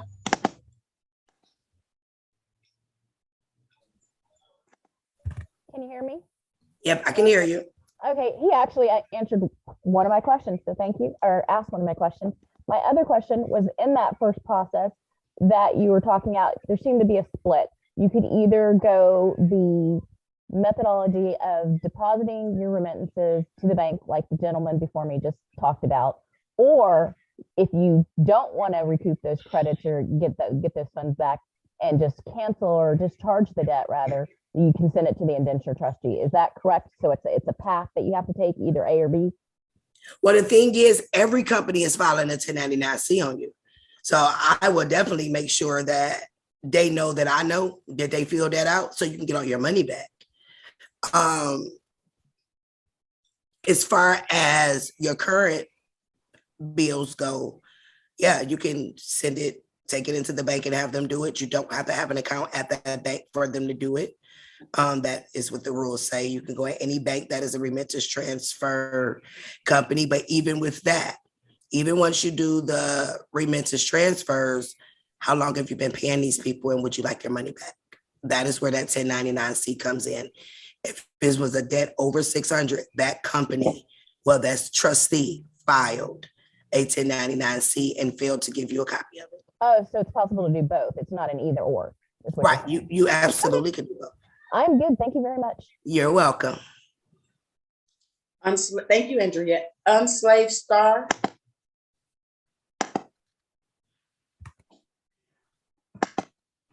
Okay. Can you hear me? Yes, ma'am. Okay. So when you were saying about the driver's tickets, how you could just put a stamp on it and send it back. Well, I had gotten pulled over and I refused to sign the citation or take it. I told them to mail it to me in the mail and they never sent it to me. That was over 15 days ago. They also, my vehicle wasn't registered, so they took the license plate. But to my understanding, isn't that like a form of credit? Yes, ma'am. It is considered one of your credit cards. Okay. And so because they never sent me the citation in the mail, do I need to just go online, print it out, and then put a stamp on it and send it back to them? Or how do I do that? It has to be a certified copy of the case. According to the UPU treaty, it has to be a certified copy, which means it has the court stamp and seal on it. Okay. And so because I don't have that, you're going to have to go down to the it's in court the to get it. system. You have to go down there and get it. Okay, so I have to go to the police station to go pick up that ticket. Nope, you're going to have to go to the courthouse and ask them for a certified copy of the case. Certified copy of the case, okay. And make sure they give you a certified copy of the case and not a certified copy of your record, because they'll try to play you like that. Okay. Certified copy of the case. And can we put a lien on our rental lease agreement? You absolutely can. If whatever account number that is attached to your lease agreement, you absolutely can. Wow. Thank you very much. You're welcome. And you can also lien the court case number too. Okay. Followay. Okay, hi. Hi. I'm like mean. I'm new to everything. Can I get my own? Can I pay for my own class, or how would you do that? You talk about a private? I do privates. Can you? Are you on my friend on TikTok? No, I'm not on TikTok. Oh. So how did you find us? She probably was one of my old students on my email list. No, Tmeka. Oh, Tmeka. Tmeka was in my old class. Okay. Here's my email address. I guess let's see. Yeah. My email address is what is it? Well, I wrote down something here. I think is it Tmeka at creators dot. That's my gum. That's the Gumroad one. I don't know. You might be able to leave a message through there, but I'm gonna hold on. I'm gonna drop it in the chat.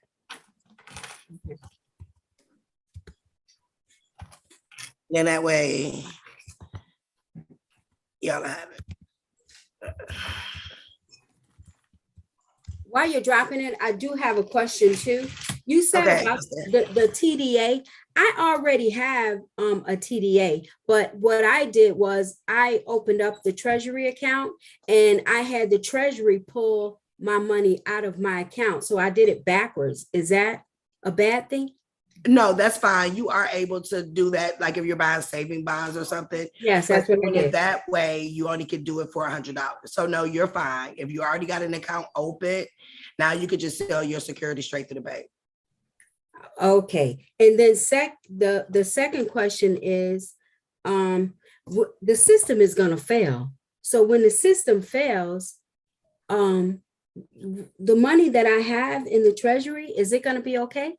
The money in the treasury will be fine. Money in regular banks, if it has not been securitized, will not. Okay, last question is, can I do it for my grandchildren, the TDA? Yep, you can have you can open up minor accounts. But it being your grandchildren, I don't know if it is because with that being the treasury, I don't know if it's like some custody papers or something needs to be done. But you can definitely open up a minor account. Okay, all right. Because all of the securities in the minor account does belong to the security. They can't touch them until they're 18. But of course, they have to have an adult over it. So you should be able to do it with you being their grandmother. Don't quote me, but you can definitely, the people at the treasury are very nice. They will answer emails or phone calls. You do better emailing them though, because sometimes you'll be on hold for a minute. Okay, and then the last question is, let's see. Oh shoot. Oh, can we got to get to somebody else. That's fine. That's fine. That's fine. Janora. I dropped my email. Just have her email me. Okay, Miss Followay, can you she sent the email in the chat. Could you please email her? Thank you, love. Janora. Hi. Hi. I'm from Detroit. I'm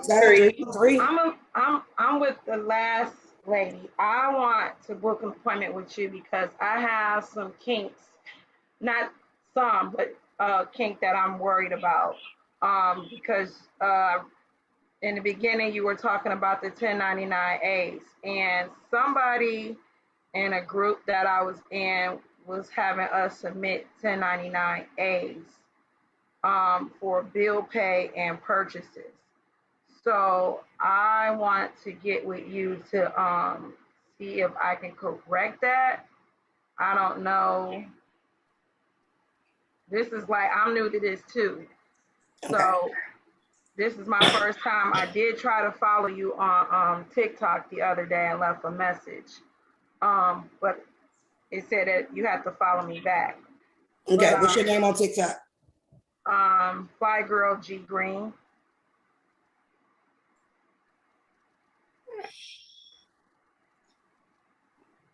But I really need some direction as well. So I understand we need to set up the DBA account before we start the 1099Cs, correct? No, you can send the 1099Cs now. I can. Because the companies had to have them filed and put in the system by March 31st. So okay. they've already filed them. So you can go ahead and get them sent to them. But I'm just saying, if you want to securitize your funds, then you can have them put it through the TDA. It's not necessary to do this, but as I said, we want to keep clean hands. Absolutely. So we want to make sure that we do everything by the book, and that is how we securitize our funds and not be an enemy of the state. So let me ask you this question. I was listening at to a YouTuber, and I was able to go on that Treasury Direct site and pull up what's on the maturity and what's in that account, but I never set up an account. I just went in there to see for verification. So what happens with that money that's sitting there once you open up the account? Well, once you open up the account, because you, even though it's in your name, whatever financial institution is trading on your account. So the process of the account takeover, when you do your account takeovers, that will be a part of it. And then whatever securities and things, depending on how you set up your security agreement, you'll get all of that back. Okay, and then how do you have access to that trust money? You have to take over your accounts. Take over the account. Yeah, that's why I want to do a one-on-one with you, if possible.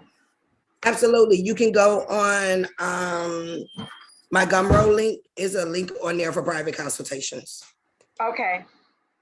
Is this? Do you have anything available like tomorrow? Yeah. Yes, I do. Okay. Okay, I'm gonna request a one-on-one with you tomorrow. Okay, not a problem. Thank you so much. You're welcome. All right, Samsung G991U.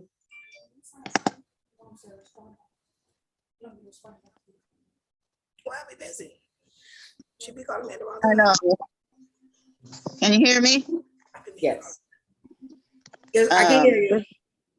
Okay, this is Margaret. I need a situation I need to take care of right away with my car because if I don't get caught up, they're gonna repossess my car.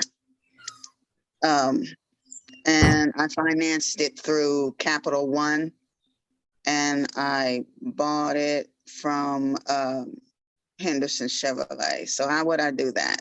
You would have to book a consultation with Tmeka. Hey, I already booked Okay. one with Tmeka. Okay. Tmeka, you hear me? I'm here. Okay, because remember I told you I booked that appointment and you asked me how, because I already paid $250 to have that hour meeting with you. Okay. Because I've got a lot of stuff going on, and I've been trying to keep up with things and write things down, but I'm new at this too. So I'm trying to get a hold of it. Not a problem. Are you available tomorrow? Yes. Okay. Yeah. DM me on TikTok your phone number, and I'll call you. We'll set up something for tomorrow. How about that? Okay. Thank you. I don't want you getting repossessed or none of that good stuff. So we're gonna get you. I'll get with you tomorrow. Now I'll walk you through it so you can get it in the mail on Monday.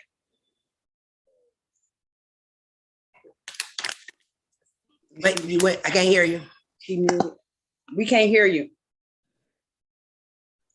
Okay, I'm done with my questions. That's what I wanted to get by you, to have that conference. So I will get with you tomorrow. Thank you. You're more than welcome. Bye-bye. Bye-bye. All right, Leon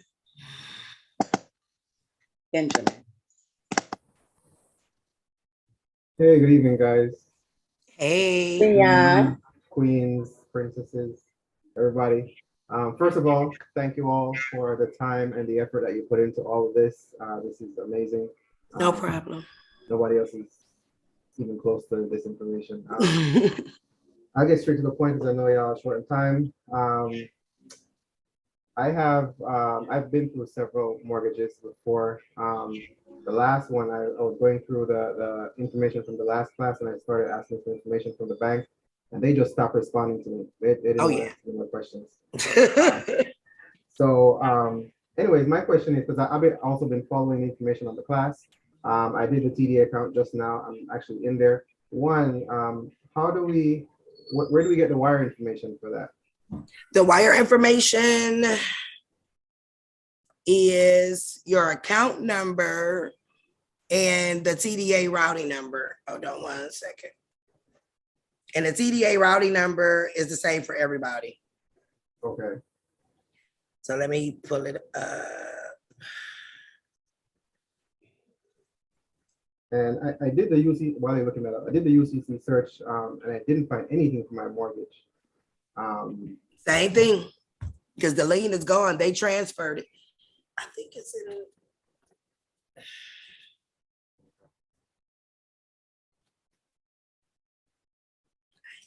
So all contracts. Hold on 1 second, guys.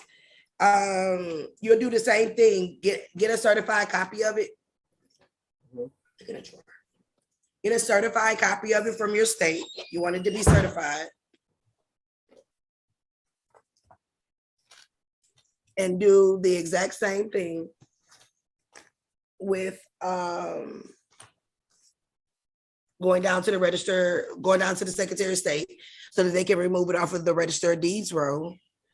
And you're going to also lien it. Now, when you're liening your mortgage property, it's not the address. So pull your mortgage documents and look up the plat number and stuff, because that's how they identify it. Because of course, you know, corporations can't own property, so they have it listed. Okay, have it listed as the land itself. So when you put that on there, you'll do it as the land itself. You see my email on the screen? Shoot me an email. It's in the chat, because there's some additional forms that the mortgage company fills out every quarter. So I'm going to send those forms to you so you can send it to them, which will actually have the bond numbers and things. And then that's how you can, is another form you can fill out for them to transfer all of the collateral and the bonds over to you. But that is also an account that you can take over. The chat is currently disabled, so none of the information is coming. Oh, it didn't show up. Okay. Hold on. And within that same question, what about the mortgages that were already passed over? Like I done sold those homes already.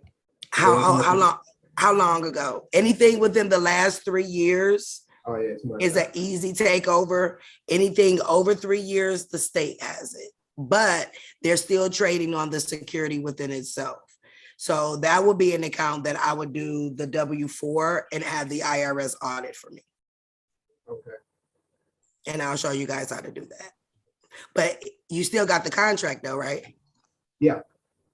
It's still a security. You can still deposit that. Okay.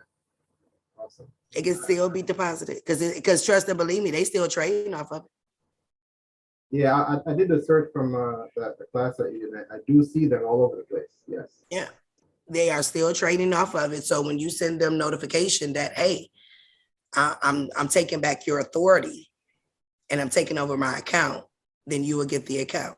Now everybody's account is different, but I know the one account that I was able to look up through the Bloomberg terminal, which was a car contract for 40,000. I think it was like 40 or 60,000. They sold that note 10,128 times, and it was $728 billion in that account. So when you take over your account, you're taking over everything that they've done. Because see, the thing is, they can trade on our accounts, but the only person that can withdraw the account is us, because it's up under our name and social security number, but they're acting as fiduciaries. Oh, that is something else.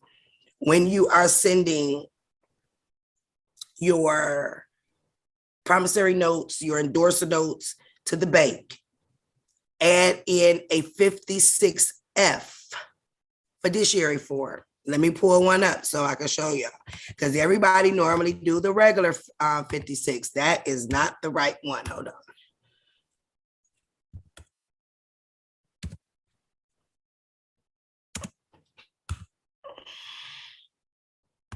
I'm gonna show you guys the 56 form that you are supposed to be using according to the IRS rules.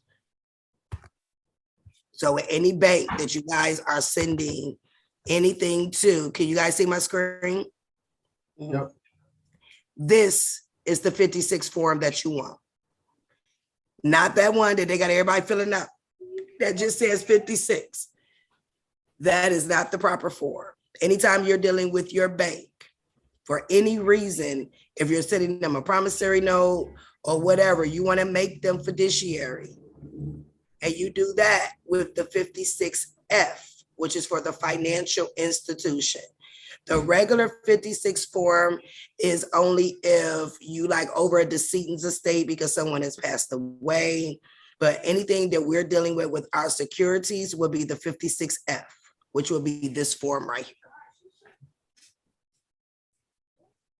So I'm happy you brought that up because I almost forgot to bring this form and everybody doing that 56, sending it, putting Janet yelling name on it. Yeah, they sent you to the frivolous department. You put a judge name on there, they sent you to the frivolous department because those are not the lawful fiduciaries. It's whoever is on that security exchange form that is responsible. So you'll definitely want to fill out a 56F. I'll make sure that there is a reference sheet for you guys to go off of in the packet that I'll send out. So you'll know exactly how to fill this form out, but you will absolutely make anyone that you are dealing with on the financial level, you're going to send them this 56F form. And I also send it to the federal, I send it to the IRS as well. So the IRS will know that I have made these people for this year.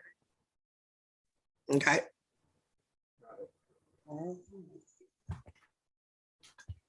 Okay.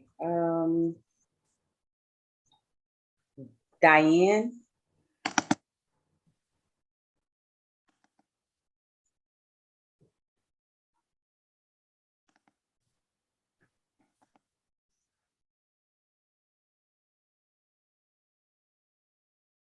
Okay. The goat. The goat. Hey. Hey. Y'all can hear me? Yeah. Okay. Cool. Well, so my question was, so I did the well, you already know I sent my car package off, but I sent it off, I think, last week. It was either Thursday or Friday. I gotta go check the return receipts. And I didn't get no response. I didn't get no response yet. So I'm wondering what it was, if I did anything wrong at all, because in the package I included the 56F, 1099C, 1099A. In the last video, it was The goat. Do me a favor, love. They don't know what we're talking about. That's in the private group, so we got to keep that private. Yeah. They don't know what we're talking about. Okay, well then I'm gonna hit you up in private about that then. Okay, I'll call you because I need you to find that receipt. I got this question though. Huh? So I need you to find that receipt so we can find out what day, so we can make sure that it was even delivered.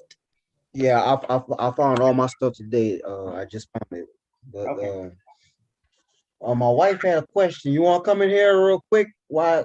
Because you're on the time limit. Hurry up. You want your question answered? Come on. Come ask it. Hurry up. But don't worry about it. You go to the next person. She ain't scary. Okay. Shamika. Am I saying your name? Samika. That's right. Samika. Okay. Tameka. Hey, Tameka. Hey. Hi, darling. Long time. Hi, how are you? I'm great. Good. Okay, so I'm wrapping my head around everything, but I'm from the original group, so yes. I'm trying to register it all. So I just have a quick question on the car contract thing. On the rescinding of the transaction, is that no longer necessary? No. We're not rescinding nothing. We can't rescind it. I mean, we can with the fraud, but why? Girl, endorse it. Because that's really the payment. We can't send them a FRN because we ain't the board of governors. Okay. So this route is the way now. Okay. And that's actually the system that is put into place by the UCC laws. Okay, got you. And another thing, when we're doing this 1099C, are we doing it for, like, now it's 2022? Are we doing this for 2021? Or are we doing it for the current year as well? 2021. Okay. Now for 2022, but you're gonna do an account takeover, right? Mm-hmm. Oh, okay. So just do last year. Okay, and how does that affect taxes? Are we like still filing regular taxes, or how does that work? Well, I'm on a zero tax file. So if I was y'all, I would get on the zero tax file. There is a form. I guess I have to turn that into a class. There is a form that you can actually fill out, and you can get all of your tax money that you ever gave them back. And it's an IRS form. I don't use nothing but their forms now. When I say Tmeka, they created everything. They created a form for everything that we needed. But there is a form that you can fill out to get all of your taxes that you ever sent them back, and not to pay taxes because lawfully we're not responsible. Exactly. And I think you told me that, and I think I may have that form, but I just gotta look. Okay, I just wanted to make sure. Now, Okay. with the 1099-C is considered as income. Because they did cancel it and you're supposed to get the money back for it. But there is another IRS form, I don't have the number on the top of my head, that will make that exempt from you having to pay taxes on it. Okay. All but right. you know, taxes is still voluntary. Exactly. One other thing, on a lease agreement, if I wanted to go back and do it on a lease agreement for a corporate rental, we just put in on the 1099-C for that particular year of that lease. Which year is it for? 2018, I think. Is it too late? It's over the 3 years. So with that one, I would do the W-4 and get the IRS to audit the account for you to get the money for it, or I'll do an account takeover. Because remember, nobody can legally close any of our accounts. And even though it may appear to be closed on the public side, on the private side, it's still open. So with that one, I would do an account takeover. Okay. All right. But anything within you're welcome. Anything within 3 years, you can still access. Anything over the 3 years, the state got your money. And then it's a whole other process to get it back from the state. Got you. Okay. Thank you, ma'am. You're welcome. All right, Matthew.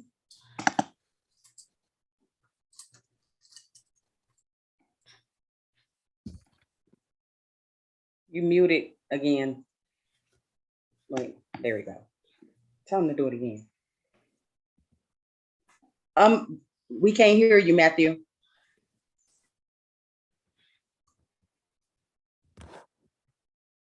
Hello? Okay, I can hear you now. Hey, how you guys doing? And thank you. I have two questions. My lady and I purchased a house from a private owner. Is there any way we can send in for that also? So you didn't go through a bank at all? No, ma'am. We put the down payment down and everything. It's a private owner.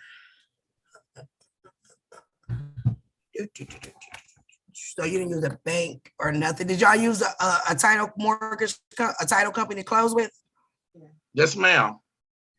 Well, yeah, you can because y'all use a title company. So, trying to figure out how we'll do that one. What would be the best way? Because she doesn't have access to the treasury window because she's private. Now, did you buy it from her under her name or up under a business name? Under a private name. Her private name. Yes. So with that one, but you got a contract though. You got your like a land contract or something.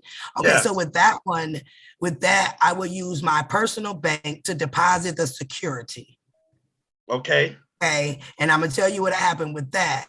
Once your bank deposited as a security, it goes through the treasury. It's going to come back to you ×2. Then you can just pay her off, get your deed, and then take the deed and run it through there as well. So now you got money. You got a QSIP number that's developing interest every 4 weeks that you'll get money off of that as well. Because y'all remember, anything you put through your TDA account, you will be gaining interest off of. Right.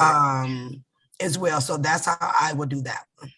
All right, my second question is the car. I just purchased a Jeep last year and I made a down payment also. Okay. So what you do with that one, who did you purchase it from? A dealership. Which one? In Rock Hill, South Carolina. Did you hear me? Oh, you're not too far from me. Oh, okay. Well, good. Who was the finance company? You remember the finance? Westlake Finance. Oh, Westlake don't like me too much. Endorse that contract. I'll send you Westlake's trustee. I just dealt with them. Okay. So with that, you're going to endorse the contract, and then you're going to do a 1099-C. Because that is a promissory note, it doesn't have a mature date. It matures in 24 hours. So you'll also deposit that contract through your bank so that they can send it through the TDA. All promissory notes get paid out in 24 hours. So then you'll get the money off of that as well, which is 2 times the amount.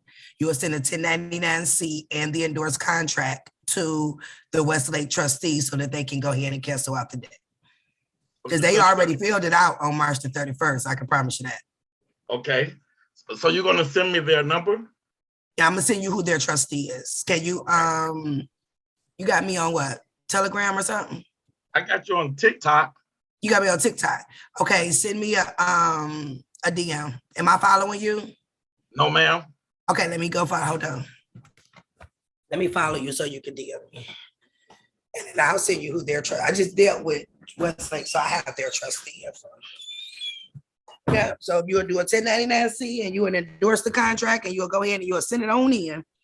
And that'll wipe that off. Like I said, I just had the gentleman who did his, and it was through Westlake. When he sent them, he got the car on a Monday. I think he sent the 1099 out on a Tuesday, and within a week, they updated his credit report because I guess he would have had 86 months of payments. He put down 86 paid payments paid off when he sent in the 1099, and he didn't even endorse the contract. He just sent them a 1099-C. Okay. So, what's your name on TikTok? Matthew Holmes.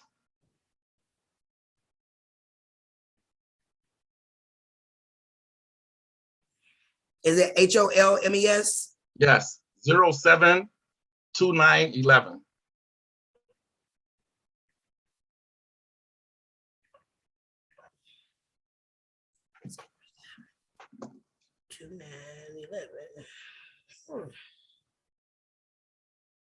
I see.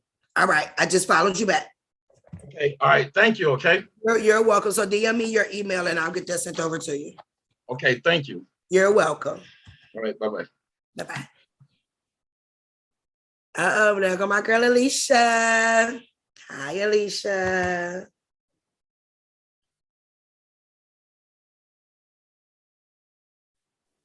Hi.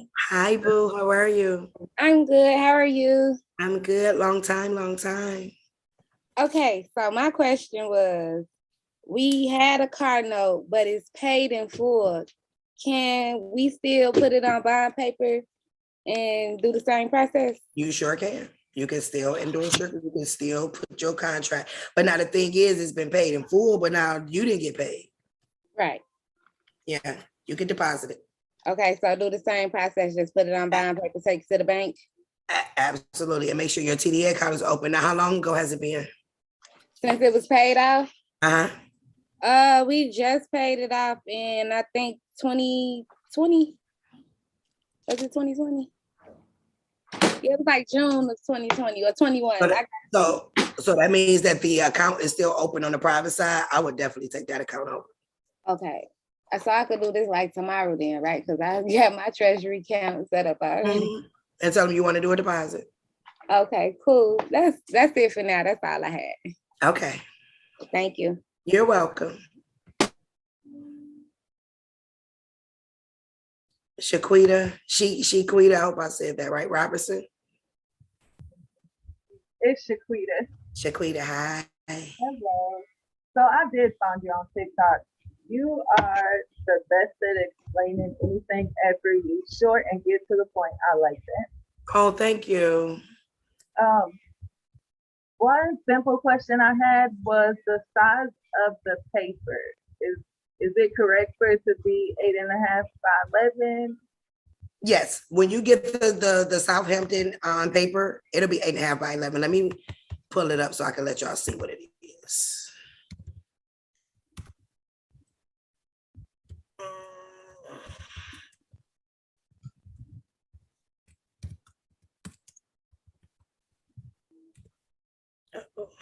is this considered the legal length paper?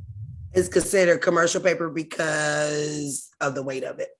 The length of it though, is that legal size or regular size? It's the legal size. Southampton. And even if the contract that you had is not legal size, I don't.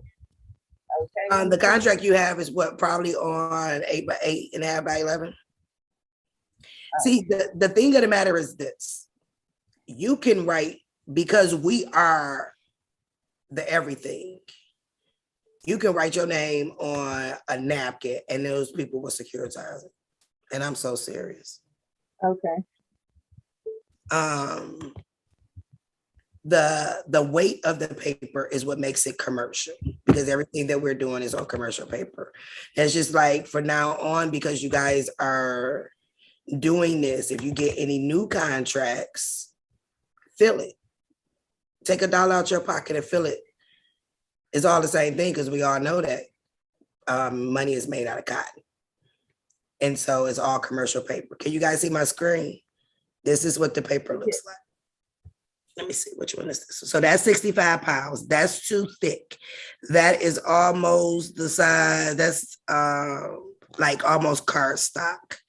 So you want to get it to be at least, the 32 pound is fine. I prefer the 30, but the 32 is fine. But this is what the paper looks like. Right there. Yeah, is the bonding paper, which is the commercial paper. So you get it from Staples, Walmart, Amazon. This one got 250 sheets in it. That should be enough, especially if you guys are going to do the account takeover. I would suggest that everybody do the account takeover. You want your life to change. I mean, like change, like change. Do the account takeover. Please do the account takeover.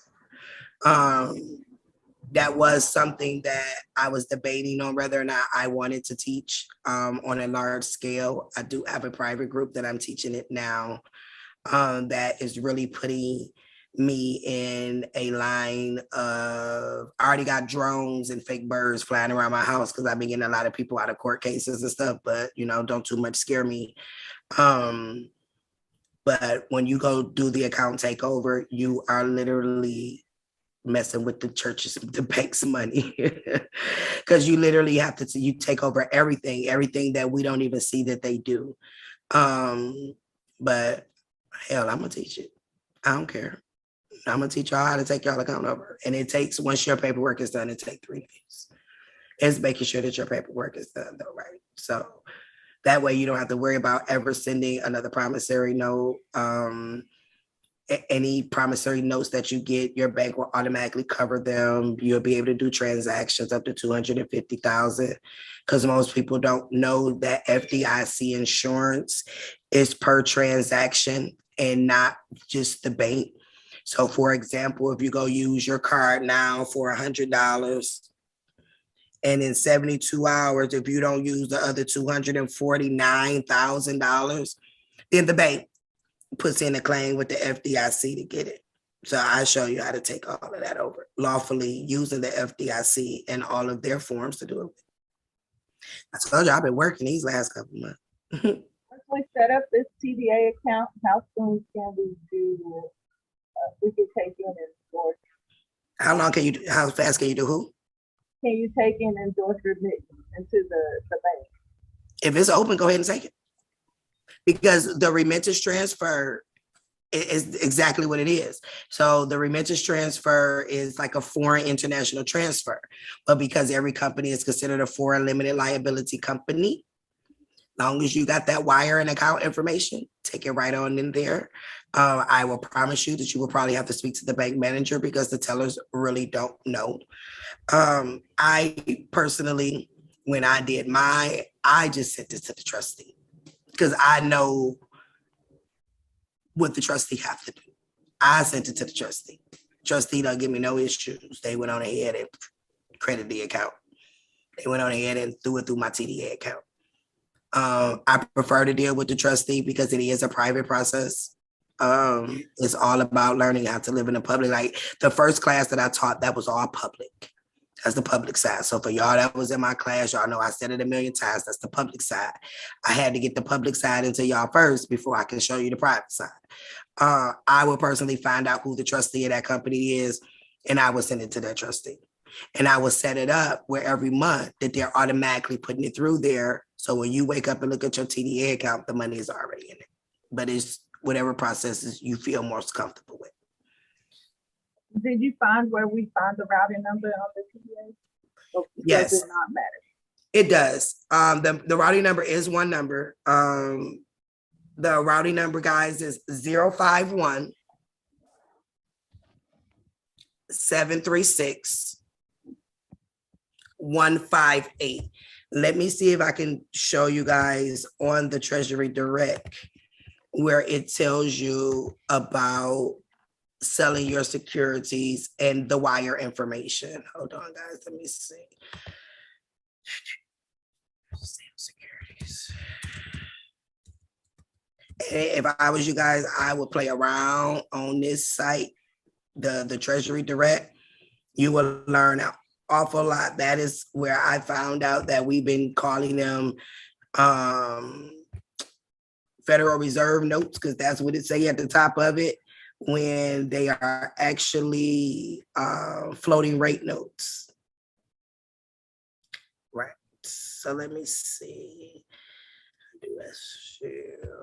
Marketable security.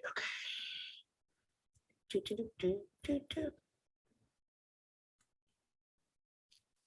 I have it printed out somewhere, but I want to show you guys directly where it says how to send it. Get it started. Minors. And this is the same site when you guys get yours up. If you got minors, go ahead and get your babies signed up. And on another note, for everybody that has an employer, I would go to Human Resources and ask them about the life insurance policy that they got in your name that they're not telling you about, and ask them to let you list your own beneficiary. So let me see if I can find it. I got a picture of it, but I want to show y'all on the actual page.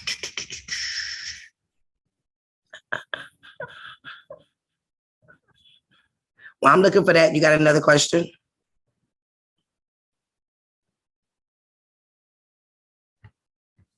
Where it go? Hello. While I'm looking for that, you got another question? Or you can send me the next person because everybody's going to need that. So I need to get it. Okay, my bad. You good, sis? Earl.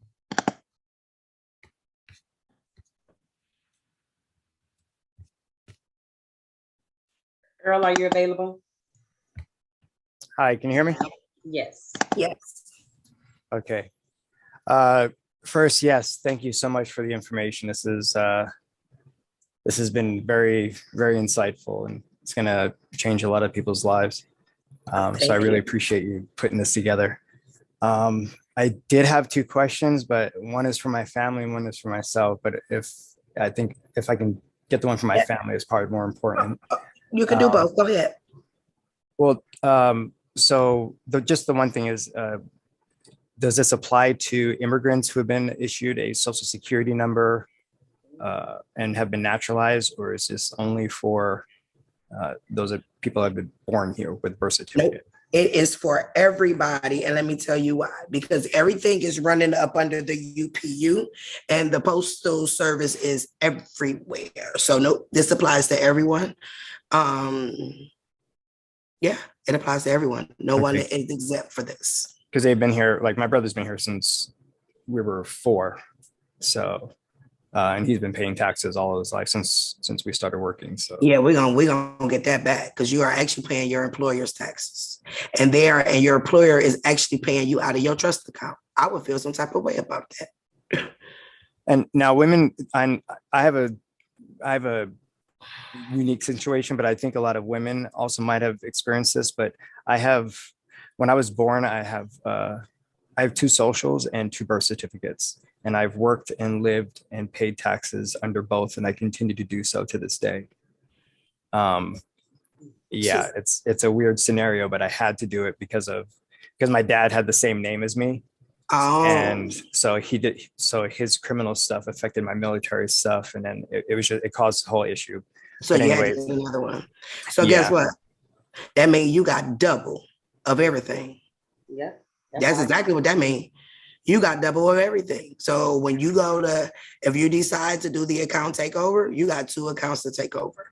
And I'm gonna tell y'all, do anybody know what is holding you up from gaining access to all of the securities attached to your birth certificate? There's no right or wrong answer. Do anybody know? No. The fact that we never put on the record that we're no longer minors. That's it. That's it. We have to put on the record through a certificate of ownership that I will make sure that everyone on this call has. The certificate of ownership, and you're going to put it on the record at your deeds office, and you're going to put it in a newspaper. So this is another thing that a lot of people miss when they were filing papers at the court. If you don't put it in the newspaper, it's not considered legal yet. They have created a database in every single state. I will make sure you guys have the link to it, where you can go on, upload whatever public notice that you want, run it for 4 weeks. You'll get your affidavit of legal notice thing that they give you. Then you go refile that back at in the Register of Deeds office, and then you'll send it to the appropriate people. The only thing that's standing in the way of us and the banks and them taking and controlling us, and even this stuff that is going on with the government with about to give up the sovereignty and all of that, the only thing that's standing in our way is the fact that we never stood up and said, hey, I'm the age of majority. And that is 18, except in 2 states, Mississippi, and I think Alabama, and one is 19. But at the age of 18, we were supposed to tell these people that we're no longer minors. And that's why they keep thinking they can tell us what to do, like they are mama and our daddy. And people who have changed their names to Bays and all of that, and they legally changed it, they literally just gave up their inheritance, because your inheritance comes from your father and your father's last name. Oh, wait. Because I did do a name change for one of my names to match the other names. Oh gosh. It's okay though. You did it, but I still have. I'm sorry. You did it through the court. Yes, I did it through the court, and then I had to post it in the newspaper, and had to. Yeah. So it's fine. The accounts merged because you did it the lawful way. The accounts merged. Because I think women, some women that get married also have that issue. I'm not sure. Mine was, when I was born, this was before the digital era. My parents got married after I was born. So the first name that was issued was under my dad's name. And then my parents got married, they had to issue another one under the new married name. I'm sorry, the first name was under my mother's maiden name, and then the second one was under my parents' married name. So before they issued the second one, the first one was already out. So they issued 2 social security numbers. So you're fine. You just got double everything. So when you start taking over your accounts, you're just gonna have double the work. But it'll be worth it at the end. You're welcome. All right. And I'm still looking up that one part on there. I'll make sure that we all got it before we get off, so I can show you where it actually says on the Treasury site what to give your bank. Okay. Motorola. Hey, how y'all doing? Great. How are you? You muted. We can't hear you, Moto G. Hello? Yeah, we can hear you now. Okay, yes, ma'am. Okay, so I got a little bit of a well, actually first, what would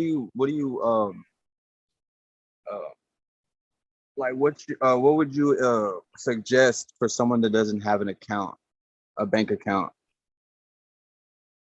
You don't have a bank account? No, ma'am. So what I would suggest is that you do the accounts that we're going to do a takeover on. you can actually open accounts starting in that manner. So instead of you doing an account takeover, but now don't forget, if you got a CVS Savings Club card, you got a Sam's Club card, a library card, anything that got a card to it, that is attached to an account. You ever had a court case, that's an account. Your high school record. I'm sorry, go ahead. No, go ahead. I've actually had some good results in the court. Well, so I didn't argue any facts, and I was able to get a judgment in my favor based on I challenged jurisdiction, and I ended up getting everything dismissed. But I actually have an EIN as well, and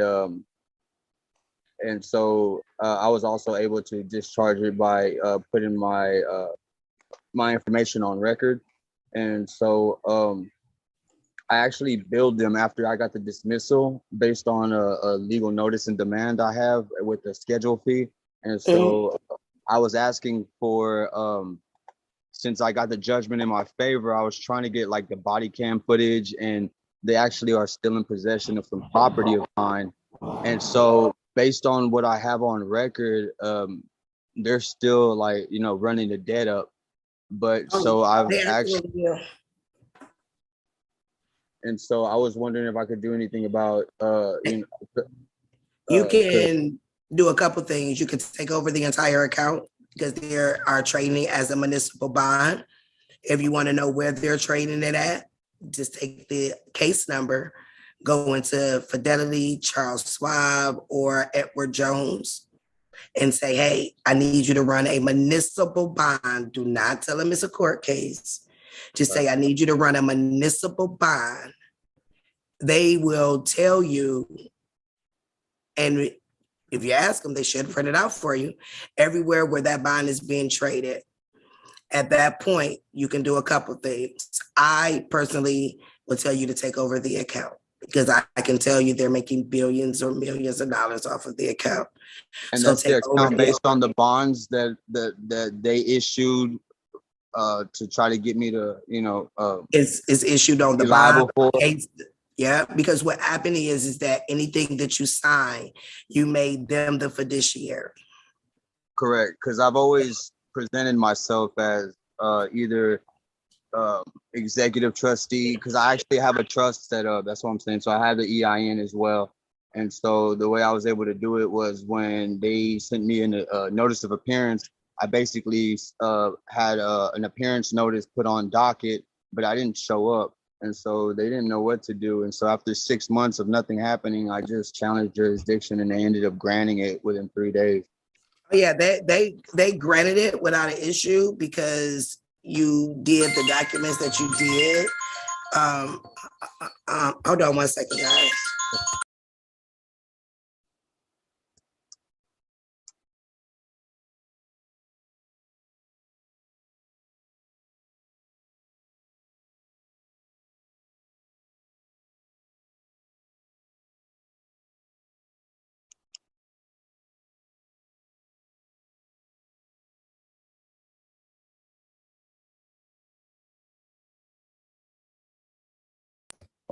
I'm sorry, guys. That was my daughter. She's out and she's driving, so I had to make sure she was okay.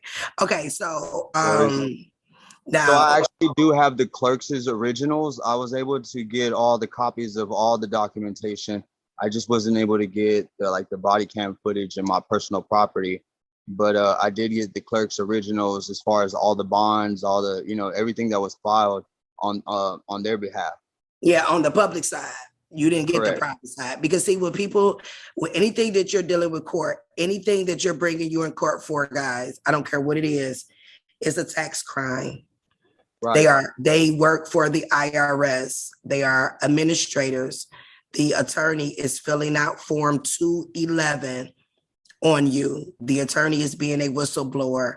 All municipal bonds mature at 9 months. That's why if you got a court case, they keep making you come back and keep making you come back because they're giving you 9 months to pay the taxes on the case. The taxes on the case per the UPU treaty is 10 cents. So if I was y'all, I would go and order me some stamps. I don't go nowhere without my stamps. Why? Because the stamps are backed by gold. The particular stamps that I told you guys, the 1 cent, 2 cent, 5 cent, 10 cent, $2, $5, $10, those stamps are backed by gold. For you guys who follow me on TikTok, you guys will see they're posted on my page. They're What about backed the by postal money orders? Are those worth anything or backed by gold by any chance? I don't do the postal money order thing that everybody else do because those money orders are non-negotiable. Okay. So you can't turn a non-negotiable instrument to a negotiable instrument.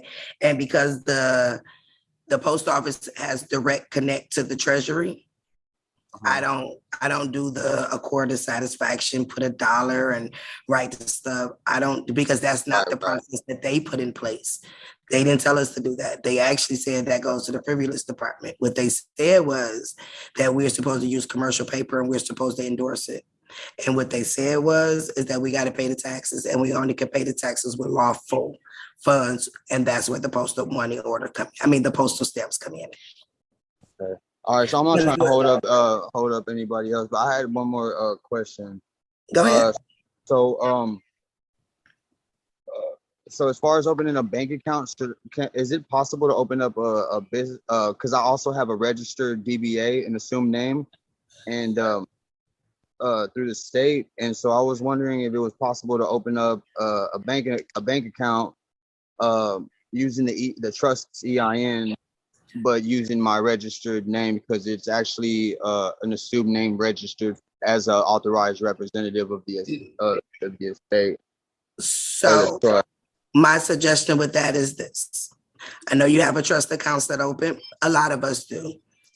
But we didn't open up the original trust. We have to put ourselves back together. So just like the Bible says, the Father, Son, and the Holy Ghost, the trio, we have to put ourselves back together, which is the adult us, the minor us, and the straw man us. The very first trust that we have to do is a living estate trust. That is where you put your stuff back together. So once you do that trust, because that is the trust that you have to do to take over your accounts, even on the FDIC paperwork that you fill out, it asks you for your date of death. That is your birth date. It even asks you to see proof. That is your birth certificate. And so would that be the registered date, not the born date, correct? It would be your birthday because the placenta died 5 minutes after you were born.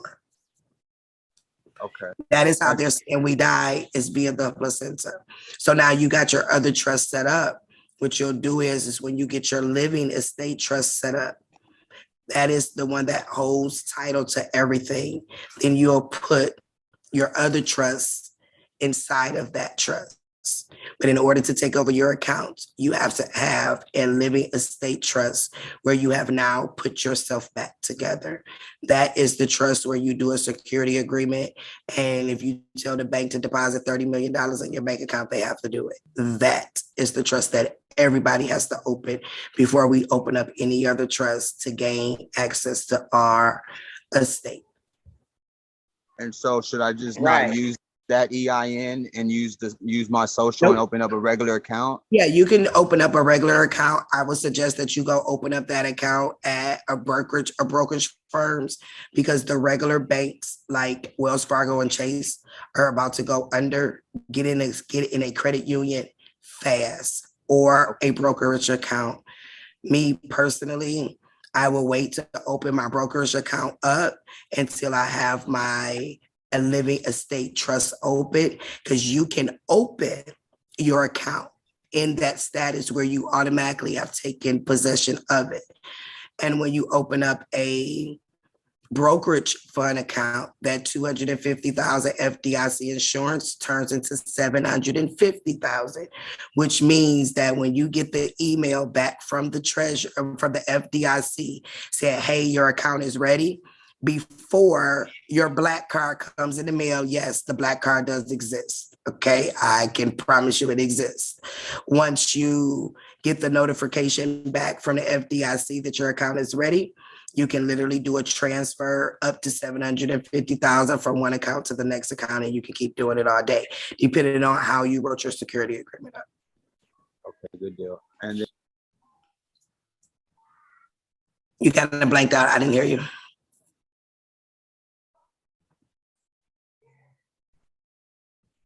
He blanked out. iPhone 12. iPhone 12. Sorry. You good, sissy? iPhone 12. How you doing? Yeah, you hear me? Yes. Yes, I can. How you doing? Thank you for all this. I'm fairly My new to pleasure. you, just want to come across to you, but I just have one question because I think some of the questions I had already kind of been asked. What do you do for as far as like the remittance to go take it to the bank or attempting to do that with like Lending Club? I have basically 2 loans, and I called them up. I tried to get like paper statements. They said they don't do nothing. They do everything online. So like, what would be my possible course of action there to try to get I don't know, to use any of these processes? So you got 2 loans. You got a contract. Yeah, I mean, yeah, that I've signed, yeah, online. It's all Yeah. online. So because they changed the rules, so you can do electronic. You can take that contract and put pay to the order, and you can upload it back to them. Just send it to the law department. Do it the same exact way. All contracts are the same, regardless of where they came from. That's a promissory note. The promissory note is an instrument. The instrument is your payment once you put your signature on it. So at that point, do the same thing. Print the contract out, endorse it, pay to the order of, send it in to them. I will personally try to find the trustee. Yes, you're going to put it anything that you guys are resubmitting because they gave you a copy of it or you don't. It's online. You're going to always put it on bond paper because the commercial paper is what turns it into an instrument. Your signature makes it alive. Under Title 12, USC 1813, it will tell you that once a promissory note is deposited, it turns into cash. And once again, that is 12 USC 1813. So just print it out, endorse it, and you can either mail it. I would prefer you mail it back registered mail and send it in to the trustee, and so that they can update your account. Also send them a 1099-C as well. Okay. All right. One more question. With car leases or like prior car leases, like I had a lease that I guess finished it. It was a 3-year car lease. It was last year. Is there anything to do with that or current car lease? The same exact way. It's the same. You'll do it the same exact way. And because it's still within the 3-year time frame, you can do that as the FDIC takeover too. Or you can do the same thing. You can, because it's a security. So you can deposit the security. The contract is a security. Just remember, anything you put your signature on has now been turned into a security. Okay. So now how do, like I said, I'm fairly new to you. Basically this contract, I mean, the account takeover, how would we go about doing that with you? Like, is that private consultation? Do you have classes on that? What do you? I guess She don't have private. She don't have it yet. Not yet. Oh, okay. All right. Yeah, So just stay tuned then, basically. Yeah, I am doing it with my private group. I do have a private group. I limit my private group to so many people though, because it's like really hands on. But I'm about to retire very soon. And when I say very soon, very soon. But what I am going to do is I wanted to put a class together. How many of you guys are here? I got, if y'all gonna commit to do the work, I don't mind teaching y'all, but y'all have to commit to do the work. Right. I'll give y'all all the And tools that you need. I'm gonna give you everything that you need so you ain't got to go down no wrong rabbit holes. The key part of your account takeover is your security agreement. Your security agreement is your meat and potatoes, is everything that your heart desire. That's between you and only you would know that. But I will make sure that you got all of the keys to be able to do it. And the account takeover, once your paperwork is done and you submit it, it's 72 hours when you'll get that call to say your account is ready for you to use. But I will definitely, for those that are interested, I can put a class together, because once you do one account, it's easy from there. Now it's just about finding all the accounts you got, and we got hundreds and thousands of accounts. All right, Okay. iPhone I'm 12. in there. Have Well, how do it. we connect with you? Well, I just requested you on TikTok, like during this. Perfect. During this I call. always follow everybody back. I will follow you back. That's my only social media page right now. I got kicked off of Facebook for doing exactly Who what I'm has doing it? now. Who has it? Okay. And then I requested got a website that is ready. I guess I'll drop it. All that information is over there too. So, but yeah, TikTok is where you'll always find me with my updates and everything. So, and then I'll drop my email for everybody to have it. Okay. Thank you so much. You're Thank welcome. you. Quiz. Hi, Quiz.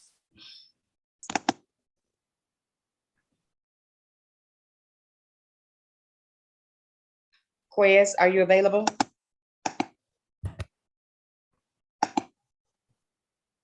Okay. Demetrius. Hi again. So I scheduled a consultation for last week, but I never received a call. I still would like to do it. Is there any way we can reschedule a perfect time for you? We absolutely can. I'm not exactly sure why my calendar is not automatically updating with the consult. So I will definitely fix that. We absolutely can. Are you available tomorrow? Yes. So we'll do it tomorrow. We're friends on TikTok, correct? Yes. Okay, send me a DM. And after this call, I'll get back with you to set up a time, and we can get it done tomorrow. And I apologize for that. I'm not exactly sure why it hasn't been giving me my things, but I'll get that fixed. But yeah, we can do it tomorrow. Perfect. Thank you so much. You're welcome. Thank you. Marvin.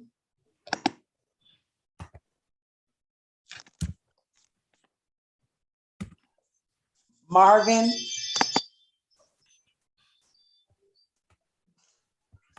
Okay. Shirley. Hey, Oh, can you hear me? yeah, we can hear you. I just want to say I appreciate it. The sister gave it up on this one. Man, I'm floored. So I sent the message on TikTok, and we can reconvene later. I guess book a consultation or something. But I did want to say that I truly appreciate it.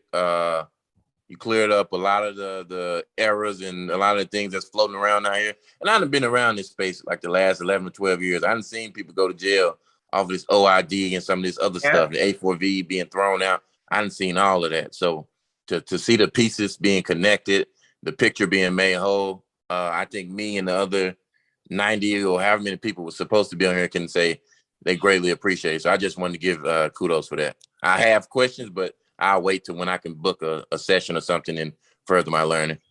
You sure you don't want to? You sure you don't have at least one question now? I mean, you've been waiting. I'm working. My coworker's on vacation, so Okay. I'm done like 160 hours in the last 13 days, and I'm kind of wired for trying to finish up here. So I didn't want to hold up without having a concise question, because I got like 40, so I can wait. Sounds like a plan. And thank you so much for that. Yeah, that's another reason, because I was about to retire. My last class, it wore me down like really, really bad. But as I'm seeing so many people giving out information that's not proper, I can't just sit back and watch people get thrown down a rabbit hole. And I don't like that. So I appreciate that. It makes it all worth it in the end. because we got to get free and time is running out and these people that stole from us and everything else. And then now they think they just about to take all our money and walk away. No, we not about to let that happen. So anything that I can do to help with anybody in this process, because ultimately they're after our babies and I have the next generation, you know, and time is just up. You know, it is time for us to get what belongs to us. So I appreciate you guys entrusting me to help you with this process, coming on this Zoom with me this evening. I appreciate you guys as well. So thank you, thank you, thank you. But yeah, just set up a consult with me and we will definitely get together. Do you guys see my screen? Yes. Okay, so I couldn't find it on the site. I'll look again. They like the eye stuff, but this is where you see the receiving bank, Treasury Direct, all caps, no spaces. And there's the unique routing number, your account number is the Treasury account number. So when you are doing marketable securities, and that is coupons, promissory notes, your green money. So even when you go to deposit your money into the bank, instead of depositing it, you tell them to wire it. So if you put $100 in there, you'll get 200 back plus whatever the floating rate note is of that day. Just to give you guys kind of an example of what I mean by take over your account. So we didn't all seen on the news where somebody, and it ain't never one of us because we ain't giving it back, where they be like, oh, I woke up and I had $30 million in my bank account. And the bank said it was a mistake. Guess what? It wasn't no damn mistake. And that money did belong to that person. I have caught mine a couple of times between the hours of 2 a.m. and 4 a.m.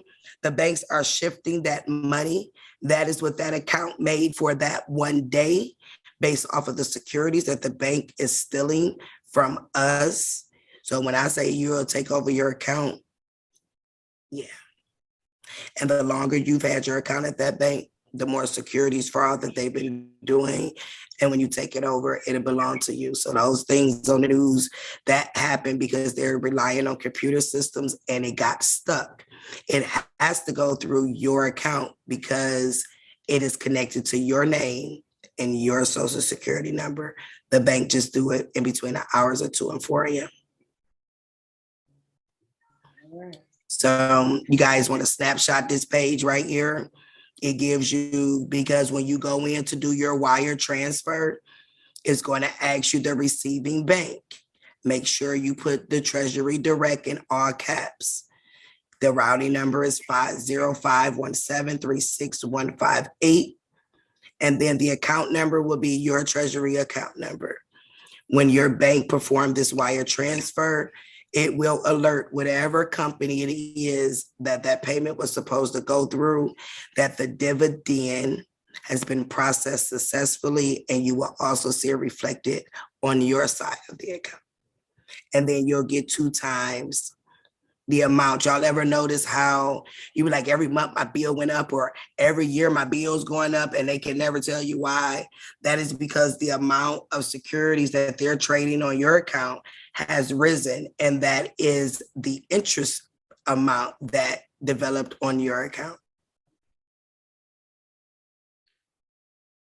Okay, so that is that.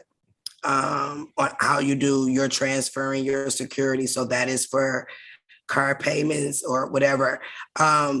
Anybody that's on this call that was on, I believe it was my very last class that I did in BGC. And one of the members said, hey, my friend went to the bank and deposited his car note, his car paper. Have you ever heard of that? I don't know who that person was. I need to find them because they are the reason that I began to dig the way that I did to come up with their system the way that now I figured it out. It was that person that did it. So that is the wire information that you need. So the next time you go to your bank talking about a remittance transfer, that is the information that you give to them. Okay, or you can make it easy and just send it straight to the indenture trustee. But as long as that TDA account is open, you'll be fine. Who we got next, Sissy? Shirley.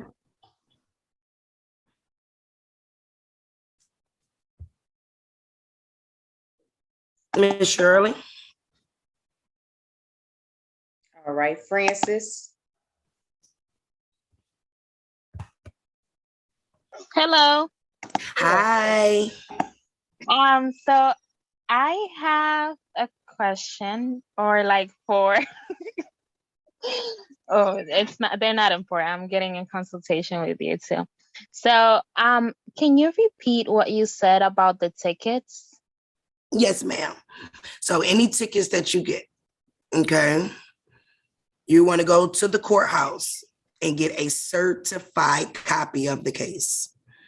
Make sure you say case and not record, because they'll try to give you the record. You want a certified copy of the case. You will know that it's certified because it's going to have the court seal and it's going to say copy and they're going to sign it. So I mean like parking tickets. Same thing. It doesn't matter. Once you get the certified copy of the case, you're going to turn it over and you're going to put a 10-cent stamp on the lower right-hand corner of the front and the lower right-hand corner on the back. Let me see if I can, I'm going to pull up the, hold on. I'm going to pull up the, is this the one that I want? This might be the one that I want. I'm gonna pull up the stamp pack so I can show you where I'm getting this information from. Hold on. Oh, I read it. I was in your last class. Oh, okay. Oh, this is Francis from Instagram. I mean, from TikTok. From TikTok. Oh, okay. Okay. So yeah, I know who you are. Yeah, just put the 10 cent on there and then go ahead and get your copyright notice and your copyright done and get it sent to them people so you won't even have to worry about ever getting a ticket at all. Because it puts you on the do not detain, but I do have it up. I'm about to show you guys where I'm getting this from. Okay, can you guys see my screen? Mm-hmm. Right here. When a clerk of the court certifies a paper to be copied by marking the same copy and signing his name thereto, it will be necessary to affix a 10-cent stamp. Certificates, warrants, or orders and drafts by one state officer upon another for the purpose of carrying out internal business of government, they don't have to have a tax stamp. But with us, we do. And you see it said it has to be certified and say copy on there. And let me see. I'm going to make sure that this is available for you guys too. This is how you know what denomination. Even on playing cards, stamps was supposed to go on there. It's crazy. The rent, which is 50 cents. Let me find that. Okay, so the Schedule C. That's for medications. Can we find this online? This particular one, I don't know. I actually got mine from the Library of Congress. Yeah, but I will make sure. Yeah, I'll make sure that they have a copy. So here we go talking about mortgage for everybody that got mortgage. So this is how they did the denomination. So anything not exceeding $500 is 50 cents. Anything over 500 but not exceeding 1,000 is $1. So this is how, when you guys get a copy of this, this is how you'll read it. So you will know how much stamps you'll put on there. So for anything exceeding 10,000 but not exceeding 20 is $15. For every additional 10,000 or a fraction thereof of 20,000 is $10. So that's how that goes. Your power of attorney paperwork, anything that you guys file in the courts or whatever, make sure you keep your hands clean and you pay the taxes. Even if you're doing a power of attorney to sell or convey, it's $1. If you're doing probate, so I will make sure you guys got this. They got a newer one out here floating around, but it's to throw people off because it don't even have the right amounts on there. This is the UPU Treaty of 1883. Hold on, I believe it's 1883. But I will make sure it'll be a link on Gumroad. Or actually it'll be an email that I send out to all the participants this evening that'll have the links, the different things that we went over today. So this is the one from 1863, I'm sorry. And you see the Commissioner of the Internal Revenue Service, because everything is running up under the IRS. Okay. Tmeka, do you recommend getting a birth certificate and a social security for a new baby? For a new baby? Yeah. That's we're gonna talk about that in another class, love. Or not another class. We're gonna talk about that at another time. I wouldn't. But no, we wouldn't. No. Yeah, I'm thinking that I shouldn't. No, what I don't want to get one. Only get you only need the paper that they give you. They give you a paper, and put an ad in the newspaper. Yes, Brianna. Okay. All right. Yes, Brianna. Thank you. You're welcome. Yes, Brianna Cole. You know I'm in the class to talk fast. Yes, it's on. Okay. Yeah, I wouldn't. Anybody with a new baby, don't just put an ad in the newspaper. Do an old school ad in the newspaper. Get you a family Bible. Put it in there. If I was you, I would put it in writing to keep your placenta, because the placenta is how they're saying that the baby is dead. That's how they declare us dead. It's the placenta. All right, Supreme Being.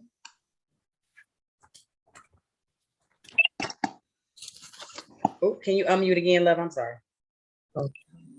First, I want to thank you guys for even allowing me in the space. I was in one of your Telegram groups before, so I've been trying to find you since then. I didn't even know you was the same person.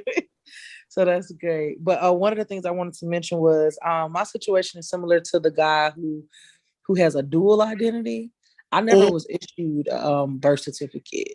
And I took a guy named Mansa Mahatha's quote unquote billionaire class when he was talking about all this 1099 stuff. But when I was 18, I opted out of paying taxes. So I've never paid as well. However, I wanted to do the do not detain list situation as well. But everybody I run into, they're always talking about authenticating this birth certificate.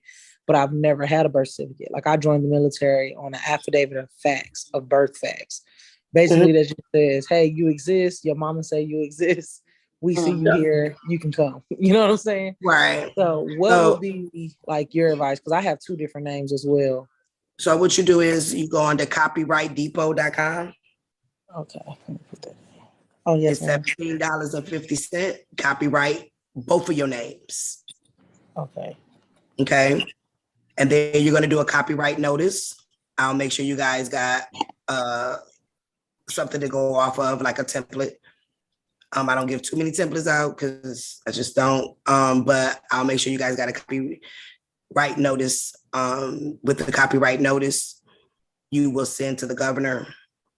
You'll send it to everybody that's somebody. I'll have the list down in the email. Once you send that to everybody, you're going to also put an ad in the newspaper. You are now on the do not detain list. You can also do it via your passport, but to me, even doing it with a passport, that is still to me a contract because it's theirs. But if you do it through a passport, you will check the box that says non-US citizen. Yeah, okay. So that was gonna be my next question. So I'm happy you brought that up. So I did do the non-US passport situation, and I actually have my appointment on Tuesday. So that was one of the things I was running into because I was gonna bring my affidavit of birth fact because it's gotten me through everything else. But that birth fact, that's why I have two different names. It is a different spelling than the Social Security card that I have. So I literally have like a military ID, a driver license with one name. I got a state ID with the other name. Right. So what you do is when you do the copyright in the summary box, you'll write the both of the names, and then you'll write any and all variations of. Okay. To go with that name. Another thing is I tell everybody to register yourself up under the common law court. And their website is, I think it's commonlawcourt.com. Oh, let me get it. It's commonlawcourt.com. This is an official website. Let me show you guys so y'all make sure y'all on the right one. Remember, they have no jurisdiction over common law. This common law website is backed by the UPU treaty. You can actually get a common law passport, a common law ID, put any of your property under common law, the whole 9 yards. I am also registered up under this website. I'm waiting on my common law passport to come in. And let me show you guys. Okay, can you guys see it? Yes. This website, commonlawcourt.com. Okay. This is an official website that is backed by the UPU. It's international. So the first thing you want to do is you're going to register your birth certificate. You do not have to send them a copy of it. Okay. You're just going to register it. Once you register it, you with bonding paper, that same paper, you can print it out. I think it's like $6 to print it out. It puts you under the common law rules. You can even get the common law ID, which is accepted everywhere because it's international. You can, I think it's Francis, you're the one who's about to have a baby. You can do the birth of the baby under common law immediately under this website. You can do your passport. That passport is accepted everywhere. It puts you in common law court, common law jurisdiction as well. So this is a website for anybody that is getting rid of the state. Want to get to, because when we think about it, we only deal with the federal to a certain extent. Everything else is done with our state. You get yourself out of your state jurisdiction by putting yourself in common law jurisdiction, and this website will do that for you. Okay. So what does she do since she don't have a birth certificate? She can't register with common law. So you don't have a birth certificate was ever given to you? Where'd she go? Go back to the screen so I can see her. What was her name? Where'd she go? I don't know where she went. Oh man. Oh, Supreme Being. There she go. Supreme. Yeah, I was right here. I'm like, I can't help that. So you've never gotten a birth certificate ever? No, ma'am. So, well, I don't have like a certificate of live birth. I did receive a delayed birth certificate, but it is not registered with Human and Vital Statistics. They actually lost that one too. So you don't have none in it. What state are you from? I'm from Texas, the craziest state. You know, they make their own rules. Yep, they should do. Texas I'm down here now. Ever. And that's crazy because that's what I'm on my way to Texas next month. That's about to be my new home. Welcome, because you gonna get away with a lot of. I live here in Texas right now, Supreme. So yeah, my sister on her way. I can't wait to come because I'm coming where she at. Right, because that was the thing. Like Human Vital Statistics, they don't have even the delayed birth certificate, and this doesn't say. It says delayed certificate, right? And then it has like the birth number. But that's all you need. That's all you need. Because when you I was going to say the birth number is not even full. It's just a 3. You know, everyone else's is like 8 or 9 digits or something. Mine is literally like 3 with like 6 X's. You good. It don't even make it. So when you go up under the common law site, all they asking you is when was you born, what's your mama and daddy name, and you don't even have to send it to them. They'll register it up under the common law site. Once it shows, because you have to do the registration of the birth certificate first, then you're able to do anything else on the website from there is registering yourself. So you can register it there and now you have a birth certificate. For those who don't realize, none of us have a nationality on file. The Moors, which we all are, we do have a real mortgage government. I will also provide their information to the real mortgage government. Once you register property up under the real mortgage government that went back into effect April 10th of 2015, and that is recognized by the US government, when you go through all of their steps, you get a North American birth certificate. So then you'll have one. Oh, okay. Thank you. You're the first person to ever be able to give me an answer. You know how many thousands I've spent in this space. I believe you. I Oh believe my you. God. Thank She you. answers tremendously.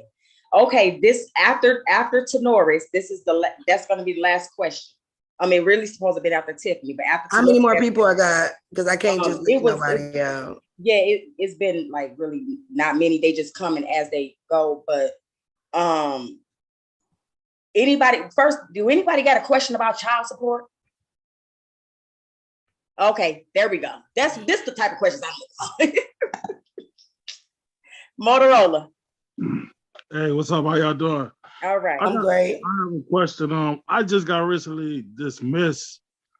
The mother of my child released me and did all the back pay. Can I get all my money back for the last 10 years? You sure can take over that account. Period. It has an account number to it. Take it over. I have one mother that's still active, and she tried to go and drop it, but they wouldn't let her because of Medicaid or some kind of stuff like that. Okay, so with that one right there, get a copy of the child support order, make sure that it's certified, endorse it, and do the same way. Because what they did was when the child was born, it took 1.5 million out of your account, 1.5 million out of the mother's account. But after that, every single year, they are getting a grant. Is under the Title 42 of the Social Security Act. They are getting a grant, father, dad, in your name every single year. Last year, it was $90,000. So they were supposed to divide that by 12, which is, I think, like $7,046, and send the mother a debit card. So what you do is you just take over the account. When you take over the account, she will still get paid. Is that something I need to go to and do a private consultation with? Like, is it more in that? Yeah, it's more in that. Just need to print the child support order on bond paper, endorse it, find out who the trustee is, because they got one too, because child support is not government, they're a private company as well. Endorse it. And then you can also turn a 1040V, which is a 1040 voucher from the IRS. You can turn that into a money order. 40V, okay. And I had another quick question. I actually bought a car yesterday from Capital One, from a dealership in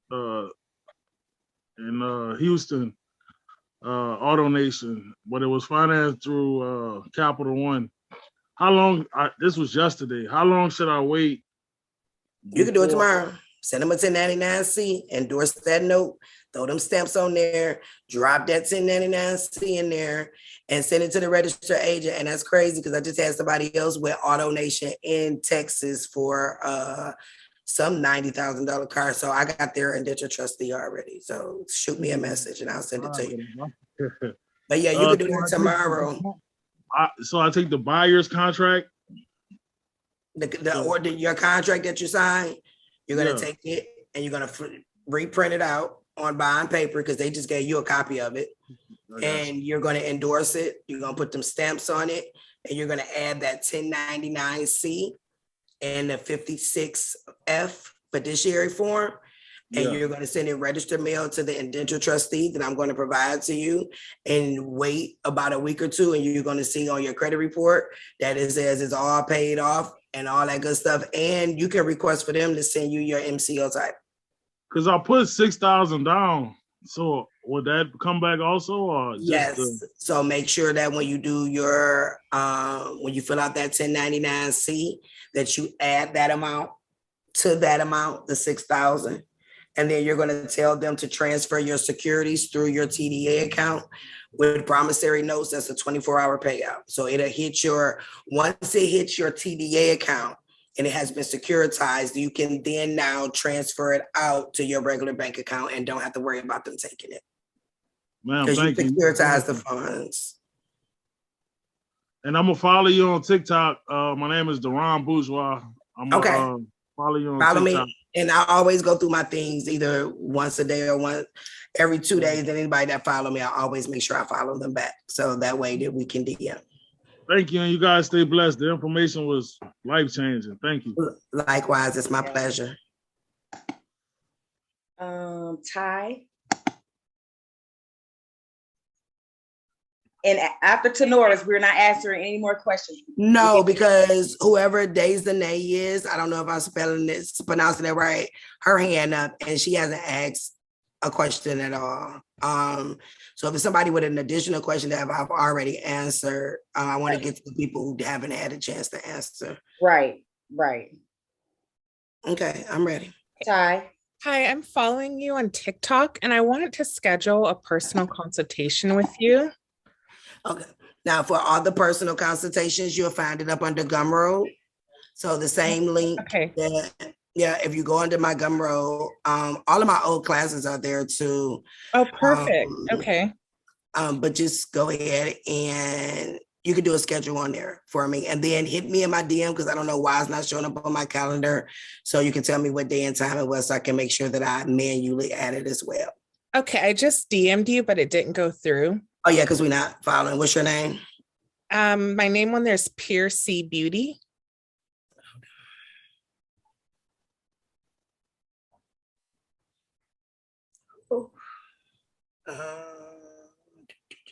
And I'm on your Gumroad, but I don't see anything about scheduling a consultation. Yes, I'm looking at it right now. It says book a 1 hour minute. Oh, I see it right here. Okay, I got it. Yes. Okay, thank you. You're welcome. And I'm about to follow you back as soon as I can figure out where. What'd you say your name was? Pure C Beauty.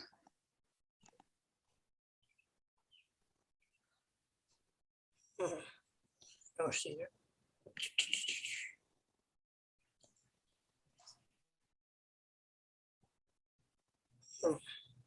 Should I unfollow and follow back? I've been following you for a while. Oh, so maybe that's why I don't see it. Hold on.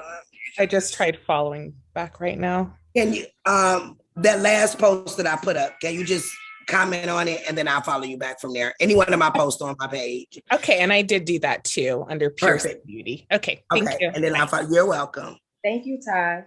Thanks. Amy. Oh, say that again, sis. What you say? Dazane, she hasn't asked the question yet. Her hand been up for a minute. Let me answer her real quick. You sure? Because I was going to order, sis. You sure? Because Amy BDC, she asked the question already. So let me get to, I'll come back to her. Let me get to Dazane because she hasn't. Okay, so everybody that asked the question, I'm gonna lower your names and just let us finish and then I'll come back. Okay, Dazane, I'm sorry. Hi, thank y'all so much for having these classes and informing us how y'all do. And they really affordable. So I want to thank you. I spent like $300 on information that was like not helping me at all do any of this stuff. I'm sorry. I've always made sure that even with my last class, I try to be affordable so that everyone can obtain this information. It's not fair for people to charge hundreds and hundreds of dollars, and it's not obtainable to everybody. So I pride myself on trying to make sure that I keep the cost affordable for everyone. My question was, so I have insurance with Progressive, and I had it for over 3 years.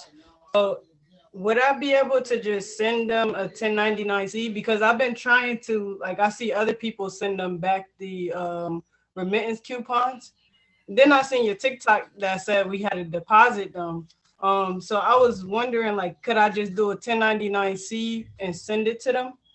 Yes, I would. Absolutely. I would definitely do a 1099-C with them. And then the coupons that you do have, I would definitely tell them to run my securities through the TDA account, because you have to remember those are actual dividend checks. That's why they come in a positive status.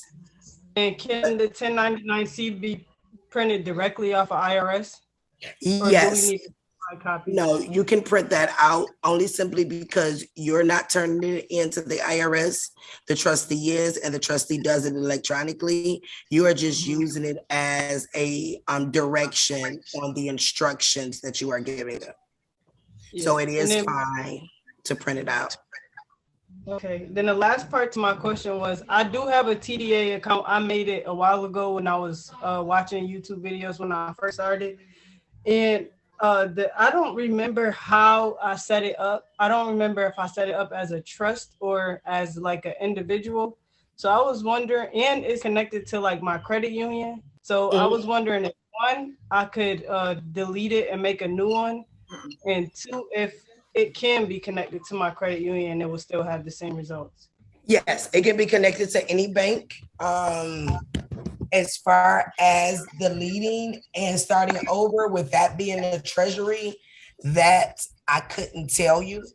Are you able to access the account? Yes, I am.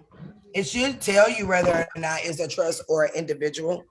If it is a trust, then because all of your items are in your individual name, then you can also have one set up for the individual. You can have more than one account set up. Okay.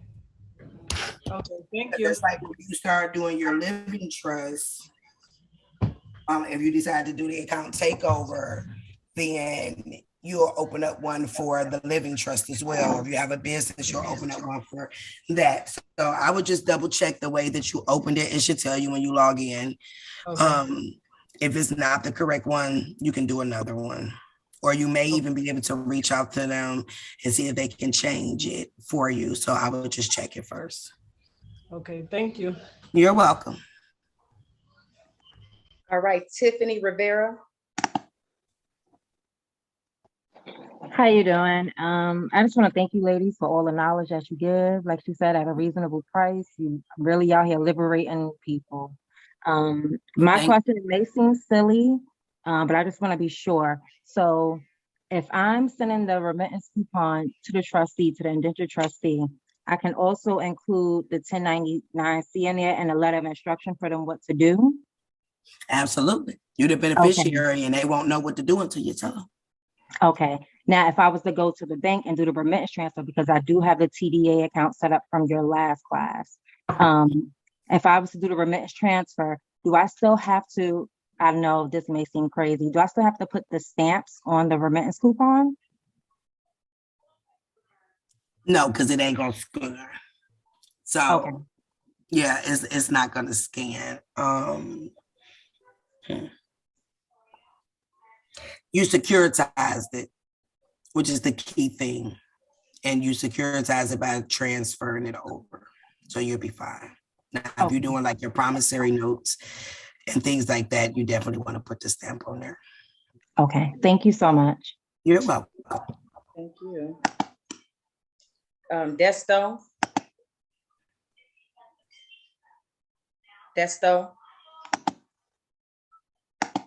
All right. Tenoris. Yes, ma'am. I have a couple of questions and actually like to, what do you call it? Put it on public notice, on public record, I'm sorry, with the security agreement and the POA.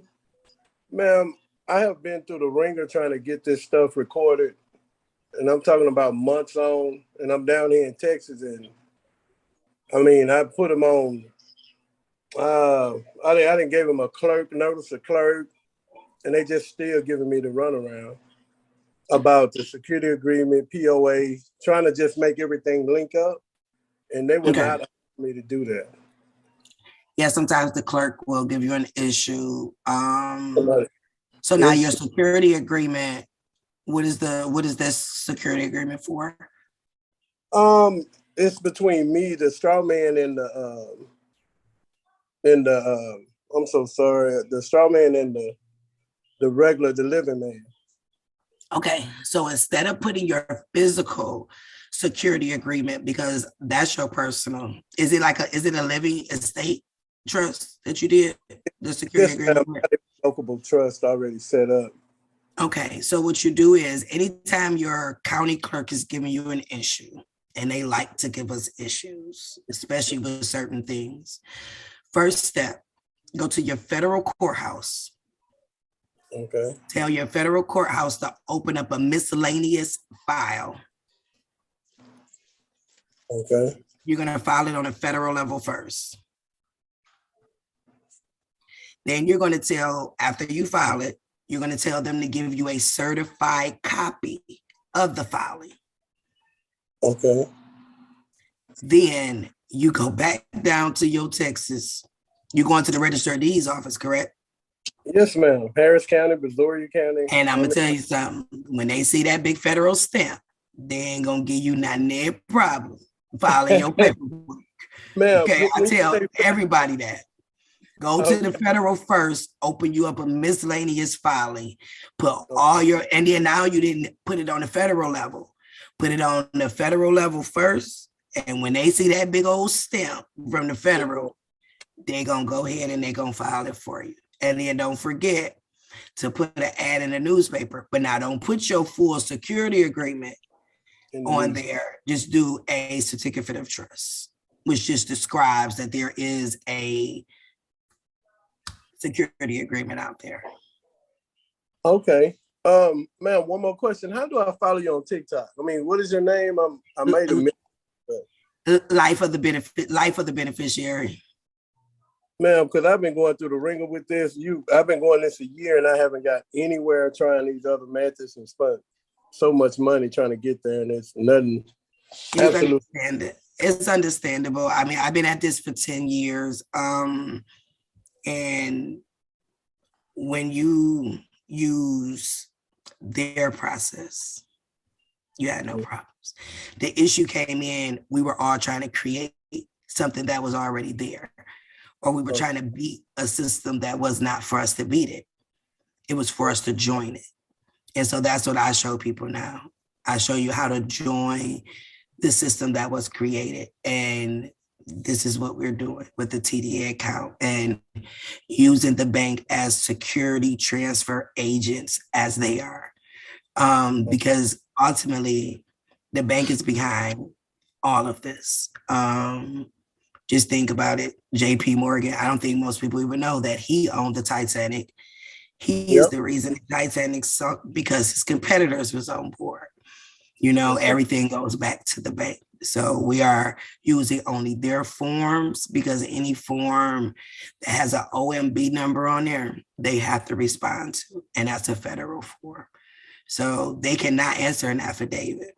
But when I say they created every form, including the 1522 form, once you've claimed your birth certificate to get all of your securities, they literally gave us every form.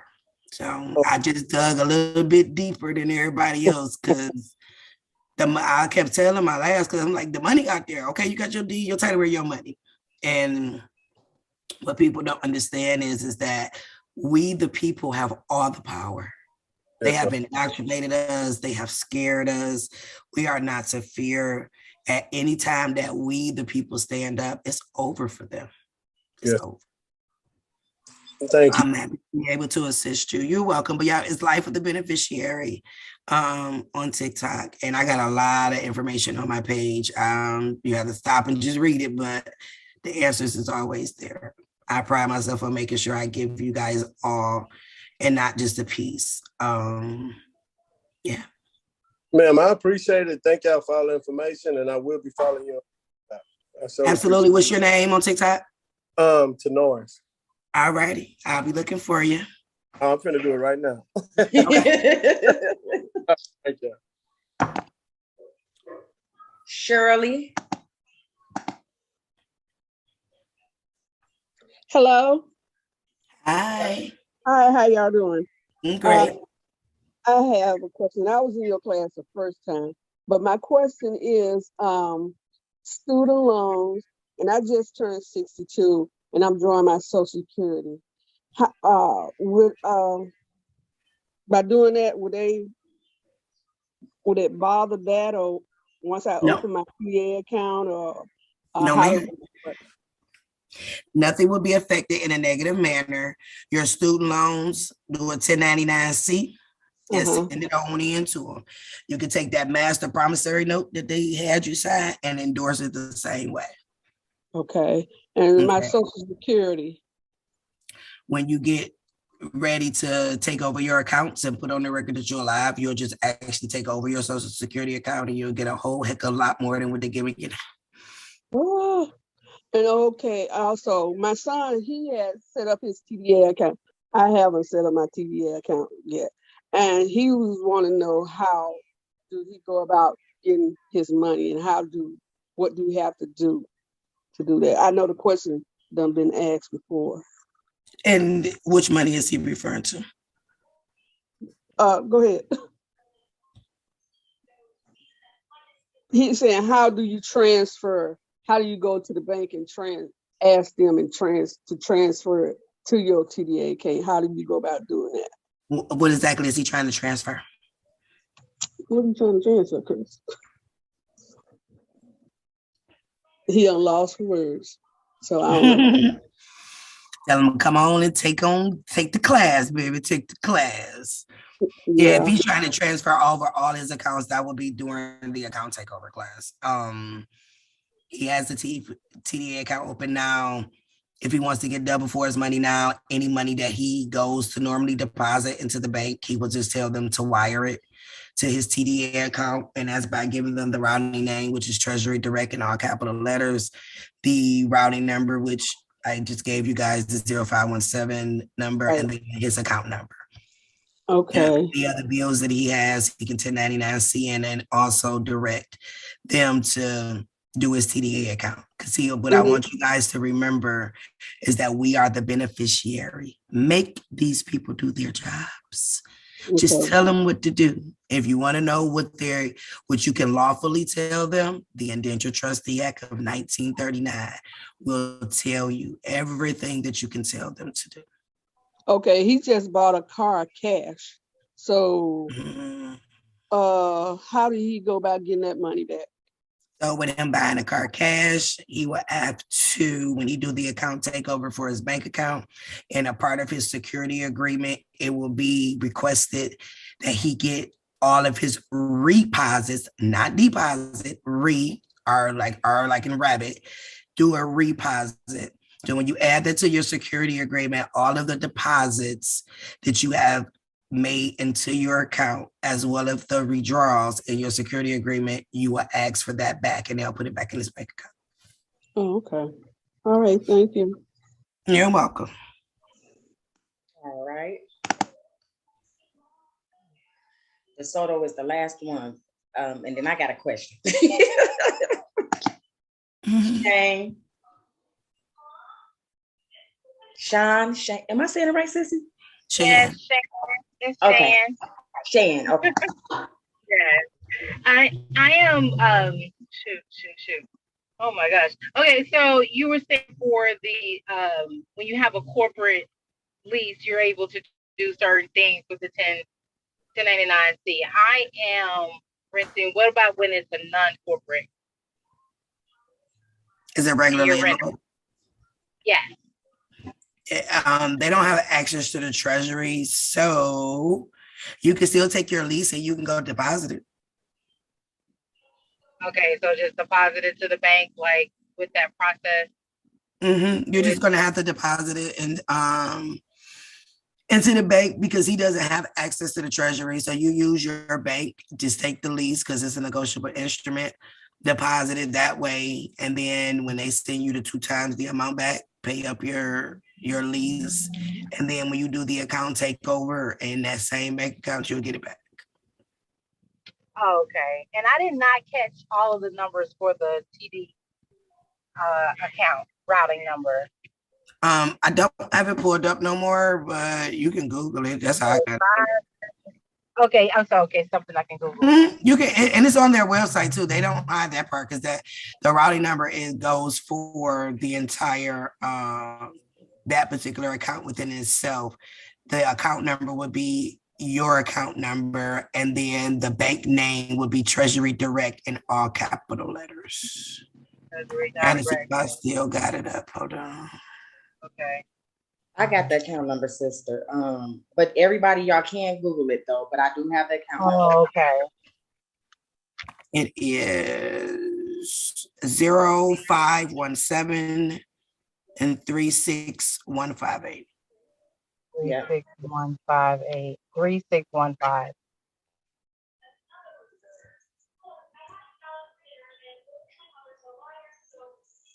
Yeah.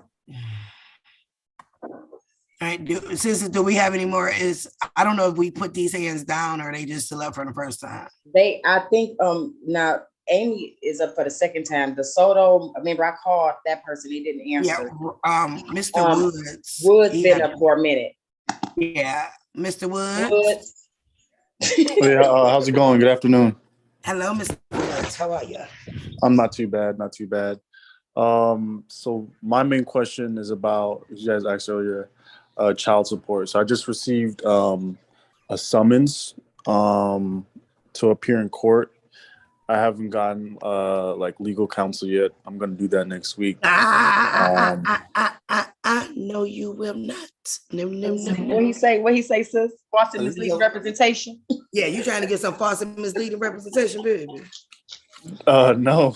Yeah, you are. If you're talking about getting an attorney, honey, 15 USC 1692 E4 said that they are false and misleading. Any communication from an attorney ain't right.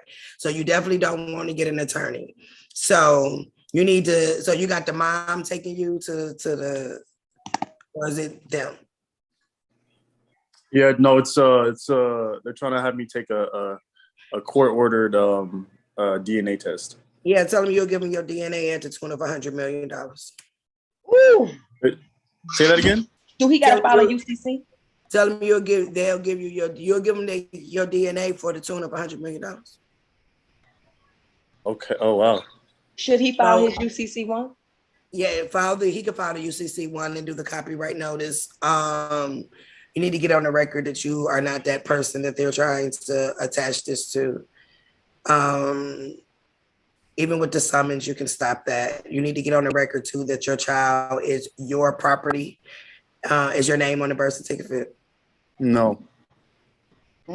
So I haven't signed anything.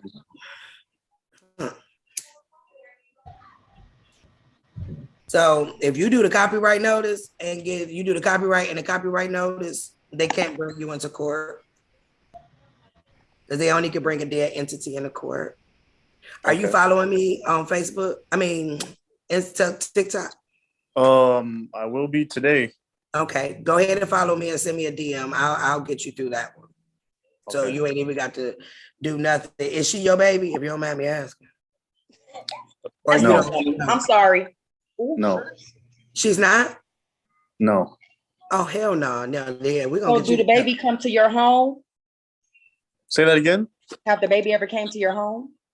No. And I'm gonna tell you something. The reason why they summons you to the court is because if she gave them your name, which is identity theft, right?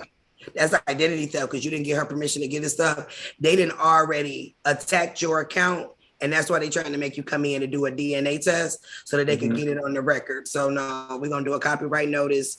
We're gonna do a living life claim. Oh, that's another thing, guys. Y'all need to do a living life claim. I did my living life claim in quantum syntax. That is 33-degree Mason writing. That is what they are actually speaking because they're all committing vocabulary fraud under 18 USC 1001. Make sure y'all have that too. So you just need to do a copyright, a living life claim, and get it on the record, and they'll never bother you about an illegitimate child ever again in your life. But wait, now before, because we don't want to just tell people, you sure that ain't your baby? Yes. Yes. You ain't never had sex or intercourse with that one? No. We can talk about that. Yeah, we still are recording. Oh, he but, knows he know that baby ain't his baby. Okay. Yeah. And then my next question. So, I wasn't born in the States, so like similar to the other female that was on here, I got naturalized because I was born in Jamaica. So I tried to get my naturalization certificate from Vital Records from the first state that I moved to when I immigrated to the States, but like they said nothing was found. So how would I go about like getting a naturalization certificate and getting that what I'm looking for. Yeah. Well, if you don't, so they never gave you one at all? No, I have a copy. I was just trying to get like a certified, to authentic. You know how you authenticate your birth certificate? Right. So would I have to authenticate my naturalization certificate? Correct. If that makes sense. If that makes sense. Yeah, it does. Yeah, you will authenticate that, but you'll need. Yeah. Oh my goodness, it's a little different when you're doing it that way. But you don't have a birth certificate at all, so. I do, but it's Jamaican. It's a Jamaican birth certificate. It don't matter. Okay. Yeah, it being Jamaica don't make a difference. You can still get that. You have to get it authenticated from there, or you're gonna have to go to the embassy and get it done. But just know that you don't have to do any of those things to do any of these processes.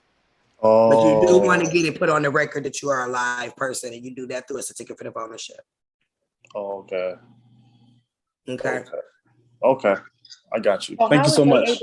Yeah, I probably will do another class to show people how to separate yourself, get on the do not detain, get it in the system that you are a live person, that they don't have any jurisdiction. Also, the common law website, Mr. Woods, that would be perfect for you to go on there and register yourself up under common law, okay? Okay. Yeah, and then that way you'll have a common law birth certificate. If you also want to register, because none of us have a nationality on file, as I said, none of us do. If you want to do the nationality part as well, that right there will get you your North American birth certificate as well. But I would definitely do the common law website. You'll get the common law birth certificate because all you need is your mom name, dad name, your time of birth, and that's it. And then you'll have your common law one, and then you'll be able to use that. Okay. Okay. All right. Thank you. You're welcome. So, sis, how can they summons him to court if he's not even from here? Because the course is fraud, and she gave them his name, which she just committed fraud. All right, then. She committed identity theft because she didn't have the right to give up his information. Oh, wow. Veronica? Hello. Hello. So I spoke to Tmeka yesterday. I am Graham Tanny and Auntie Honorable Hey, Auntie. Hey, Auntie. On there. So first I want to say I got Tmeka beat just a little bit because I've been doing this for probably about 20 years, but I was moving very cautiously. I had done my authenticating my birth certificate. I would get information, but I would kind of go with whatever the ancestors led me to do. And she is the first person. I would say you guys drop everybody else because I quit everybody else and started listening to her. I told her that yesterday. And I think that's really important if you all are really serious about doing this, and also being consistent. And even with me, as I said, it took me 20 years, and sometimes the younger people just pull the trigger a lot faster. But I always knew that I was on the right path. I even was telling her I had went through it with an eviction, even though I probably shouldn't have went in their court. But because I believed in this so strongly, I kind of went into the court. I was totally right, but of course they still evicted me. But it didn't bother me at all because I was just like, I already know I'm going to get all of this back and be able to take care of all of these things. But just everything that she's kind of saying really connected a lot of the dots for me that I have learned over the years. So, I'm just for everybody on here who kind of jumps from person to person and has already said they paid a lot of money, stop here. This is where the buck stops, and try to follow what she is saying. As somebody who's been doing this for a while and also is getting classes on credit and things like that, she is really on the right path. And in terms of, she checks the boxes even with my ancestors as well. So I just did I did want to say that, and how much I appreciate her. And also sometimes if we can just stop, this is a lot of information that's going to change a lot of people's lives, and just ask her what can we do for you, because that's what I ended up asking her too. I was like, I don't want to ask a whole lot of questions. What is it that we can do for you? Because I already know that just following a lot of her instructions, I'm going to be able to do a lot of things for myself. So I'm just sharing that in general with everybody in terms of kind of paying it forward or seeing if there's something. She probably doesn't need anything because she's gotten the answer and been blessed, but still, nonetheless, it's just something to think about. Now, I did have one question because I was listening to everyone. I have a business account with Chase, and people are popular. Chase's credit cards are popular, but what they did was a personal guarantee. I have very good credit, a 800 credit score, so my credit is, not an issue. But when they did the personal guarantee, they just put everything in my straw man. They have never put anything in my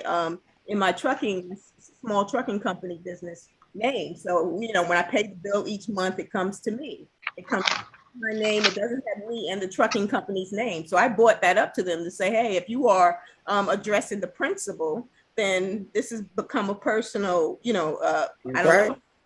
But I was like, well, this is, you're addressing it to me and I'm paying it, then it's just a personal thing. This is not my trucking company. But the only thing, of course, is not reflected on my credit report because it's technically supposed to be a business account. But there's nothing to do with my business on there except to say that it's a business account. Other than that, my legal fiction or my straw man name is on there. And I'm wondering if those are remittances because I'm supposed to be meeting with my Chase banker on Monday.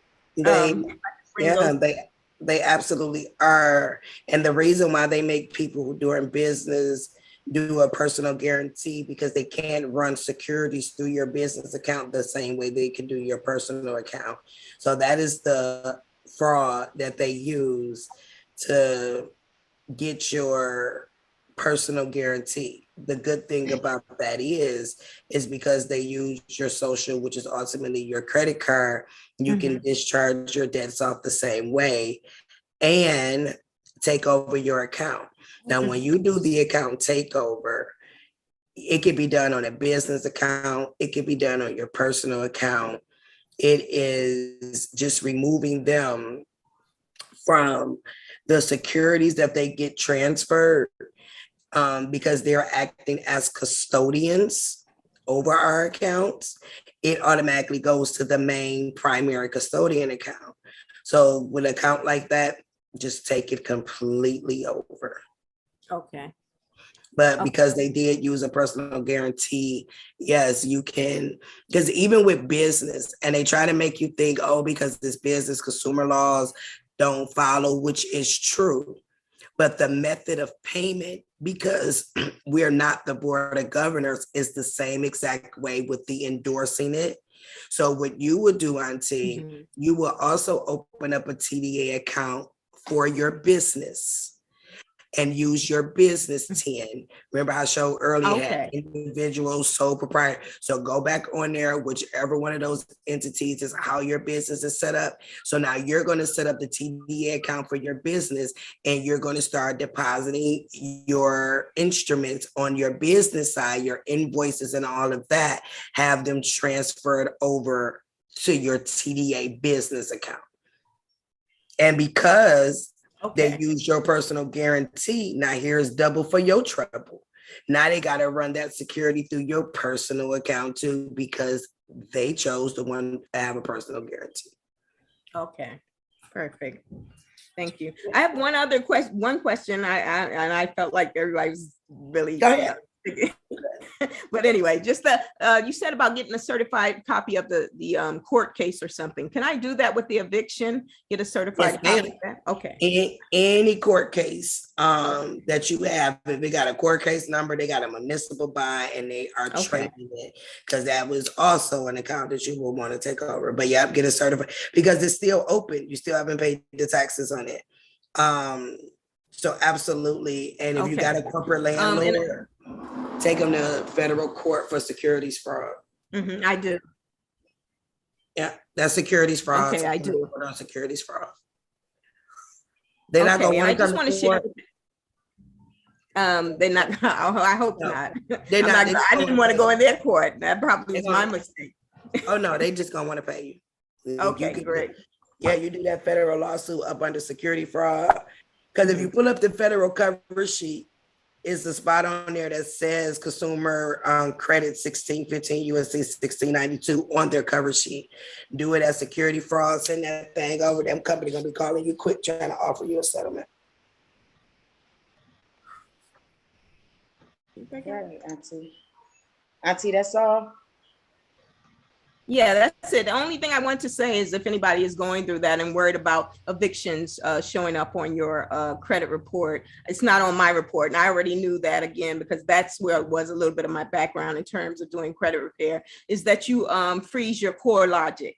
So if anybody is if doesn't know that, just freeze your core logic, and that should, and then you might have to contest it if it's already on there, but it never showed up on mine because I had already froze my core logic. Perfect. Okay. All right, and that's it, because Tmeka already said she's not answering questions that for people that already asked questions. The Corey, this is the last question we're taking. How you guys doing today? Hey. You hear me? Yeah, you breaking up a little bit, but I think I got you. I just had a quick question. I'm currently in the process of cleaning my credit. Can any of these strategies you mentioned before help in that process? Absolutely. Pull your credit report, get you a stack of 1099-Cs, and fill out one for every last one of them and send them on in. And what that does is, instead of getting the stuff erased from your credit report, it will show updated, paid as agreed. And then that will skyrocket your credit report up, because that's technically what we're supposed to do every year, which is why they were giving out one free credit report a year. And so that you can add up everything on your credit report, put a number, whatever amount it is, and because all of the debt that's on your credit report has already been discharged. So that's how you can do that.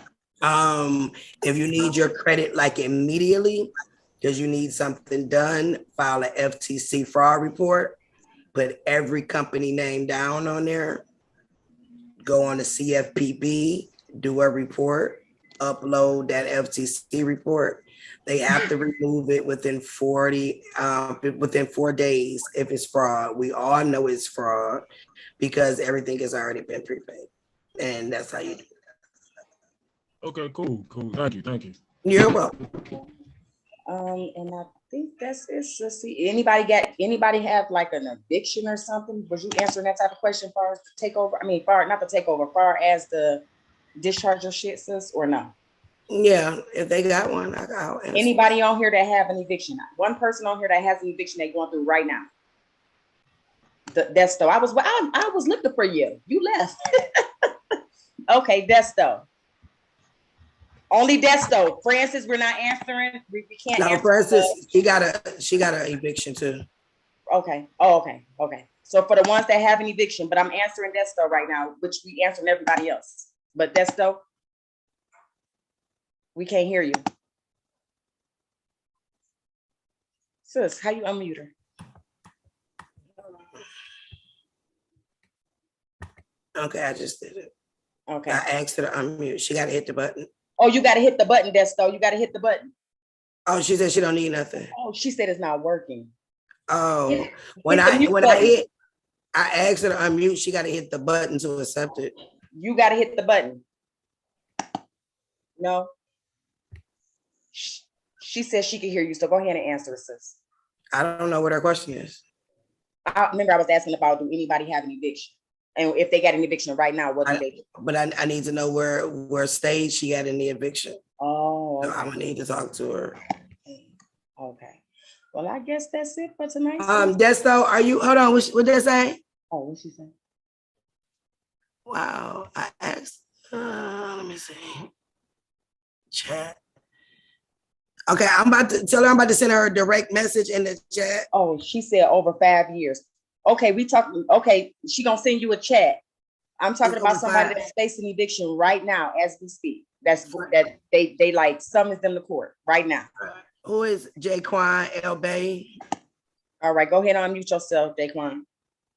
Yeah, I try to make sure I get everybody questions in. I don't know who it How you is. doing, PKP? This information tonight. Yeah, I'm going through an eviction right now. Okay, so what stage are you in? Are you within where you at? Are you in court or are you waiting to go to court? They just served you 10 days. What's going on?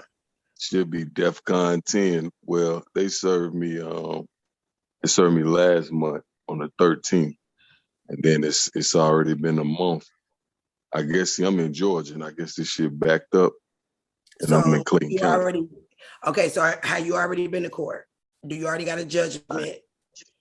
No. What I did was they put the summons on the door on the 13th. I went on the 14th and answered it, and that's just that. It ain't been nothing since. So what I was gonna do, I've been waiting to try to get some more information on it, but everybody trying to, break your leg and your arm for the information. But I was gonna do a notice of dismissal, and after that, I'm kind of in the water because I really don't know which way to go or which way to attack it.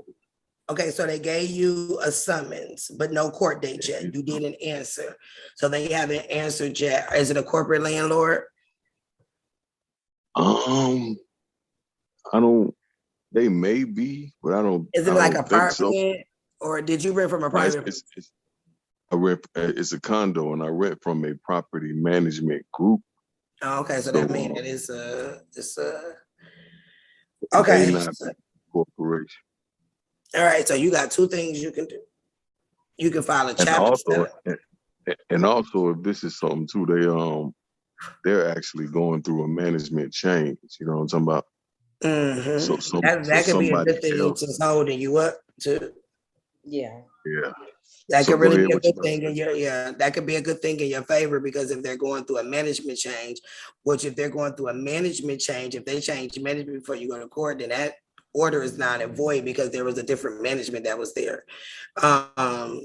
Two, you got two things you can do. One, can you send me a copy of your lease? I need to know if this is a corporate landlord. I need to know that part. But you got two options. In emergency situations only, and this is for anybody on the call, especially if y'all my friends on TikTok, y'all just seen me posted it. I literally had 24 hours before she was about to be locked out. Like the sheriff was coming, knock, knock, we here, get out. Okay, and North Carolina is something different. So I had 24 hours to stop this woman's eviction so she won't get put out with her kids. I filed a Chapter 7 bankruptcy. Now, the Chapter 7 bankruptcy put it in its tracks. I had to get the judgment overturned. They took me through it too, but I got it done. But I locked her report so that the bankruptcy won't show. If it do, my sister can get it off, y'all. She fixes credit. So if y'all not credit questions, answer LaCora, there y'all go to her because that's her specialty. And in emergency situation, file Chapter 7. Men that goes, or there's some women on child support. If you know you got a rearage and they about to come through that child support sweep like they do every year because they got to report to the federal government what they did with that grant money that's in that daddy's name, because that's what they do it for. File a Chapter 7. If they're in jail, file a Chapter 7. They letting them go immediately. No ifs, ands, or buts. Chapter 7 gets rid of all of your arrearage. All of it. So that's just a little key. If you already got a judgment against you from the court and the sheriff is coming, do a Chapter 7. If you're in a situation like you are, if it's a corporate landlord, that means that is securities fraud, which means it's in the wrong venue, which means you need to move it federal. So if you can give me the name of the company, correct, you're going to change the jurisdiction over them. They always go to small claims court because them courts is going to just rule with them however. But no. And if it's a corporate landlord, that international bill of exchange that I told you, because if they're a corporate landlord, that means they got a trustee and the trustee is the bank. You will take that lease, you will print it out, you will put 50 cents on there, you will endorse it. You will do an international bill of exchange for a year's worth of rent or whatever, add all of the rent on there, put it on the international bill of exchange, and then tell them to run all your FRNs/floating rate notes back to you. You got it? I got it. You got it? I know I go kind of fast sometimes because I ain't reading for nothing, y'all. This is like in me. Like this is in my blood. This is all I do every day. And so you say international bill of exchange, right. print that out. That's right. Print that out with the lease. And with the lease, you're going to put a 50-cent stamp on it. Send me the name of the company so that I can research it, so I can tell you if they got an indenture trustee. I need to know what their paperwork is stating. Because if it's stating on a corporate way, then that means that I know that they are selling your securities, which means that's a security exchange, security violation, which means that it's in the wrong venue. It got to go to federal court. You can also pay the taxes on the case. Shut the court down where the court can't do nothing but rule with you. You shut the court down by certified copy of the case, throw those 10 cents on there, boom, boom, boom, go refile it back into the case.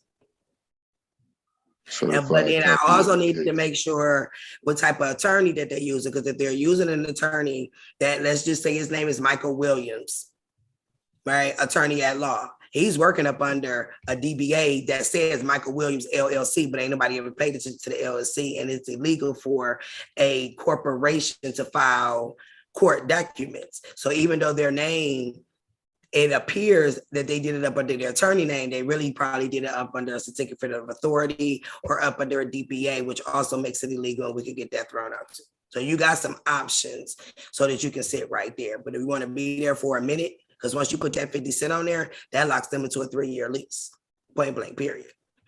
And then to really send a copy of all of that to the security exchange, because the security exchange runs everything. That is who they got to report to. You can be a whistleblower for them. However the case may be, they'll pay you millions of dollars. So there's your recourse. Got it? Okay. All right. Okay. I know you're gonna need that again. So follow me on something. Follow everybody. Follow her.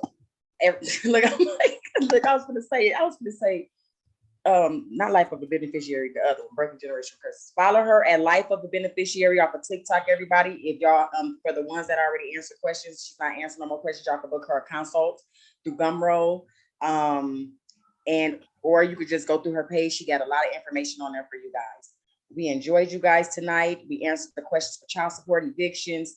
She broke down the TDA you guys for you. I mean, the stuff that she broke down for y'all tonight, that was not even part of the program. So y'all got more than your money's worth. So we thank you. We appreciate you guys, and you have an awesome night. Enjoy your weekend. Wait, before they go.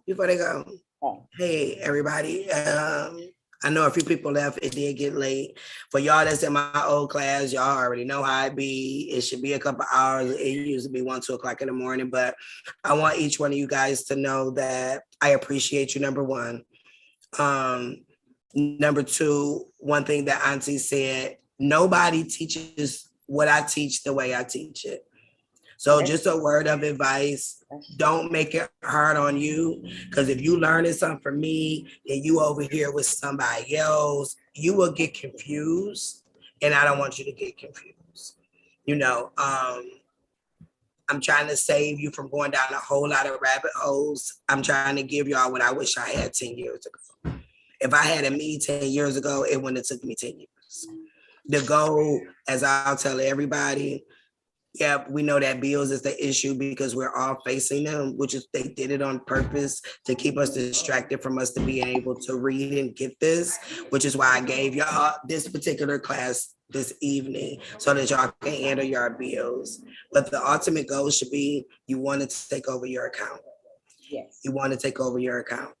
I don't know how many ways I could tell you want to take over your account. You take over your account, you have now just taken over your life, and you have broke the generational curses. For whatever reason, God has chosen us during this time, which is a great time to be alive if you know who you are. And we were chosen during this time to stop what is happening. Only we can do it. So for whatever reason, the energy aligned all of us to be on this call tonight. I appreciate every last one of you guys. Thank you for choosing me to help you on this process. I promise y'all, if y'all listen to what I'm telling y'all, and I don't leave nothing out. I ain't leave not one part out that y'all needed. Sure didn't. Not one. So y'all can be having questions and be like, come back.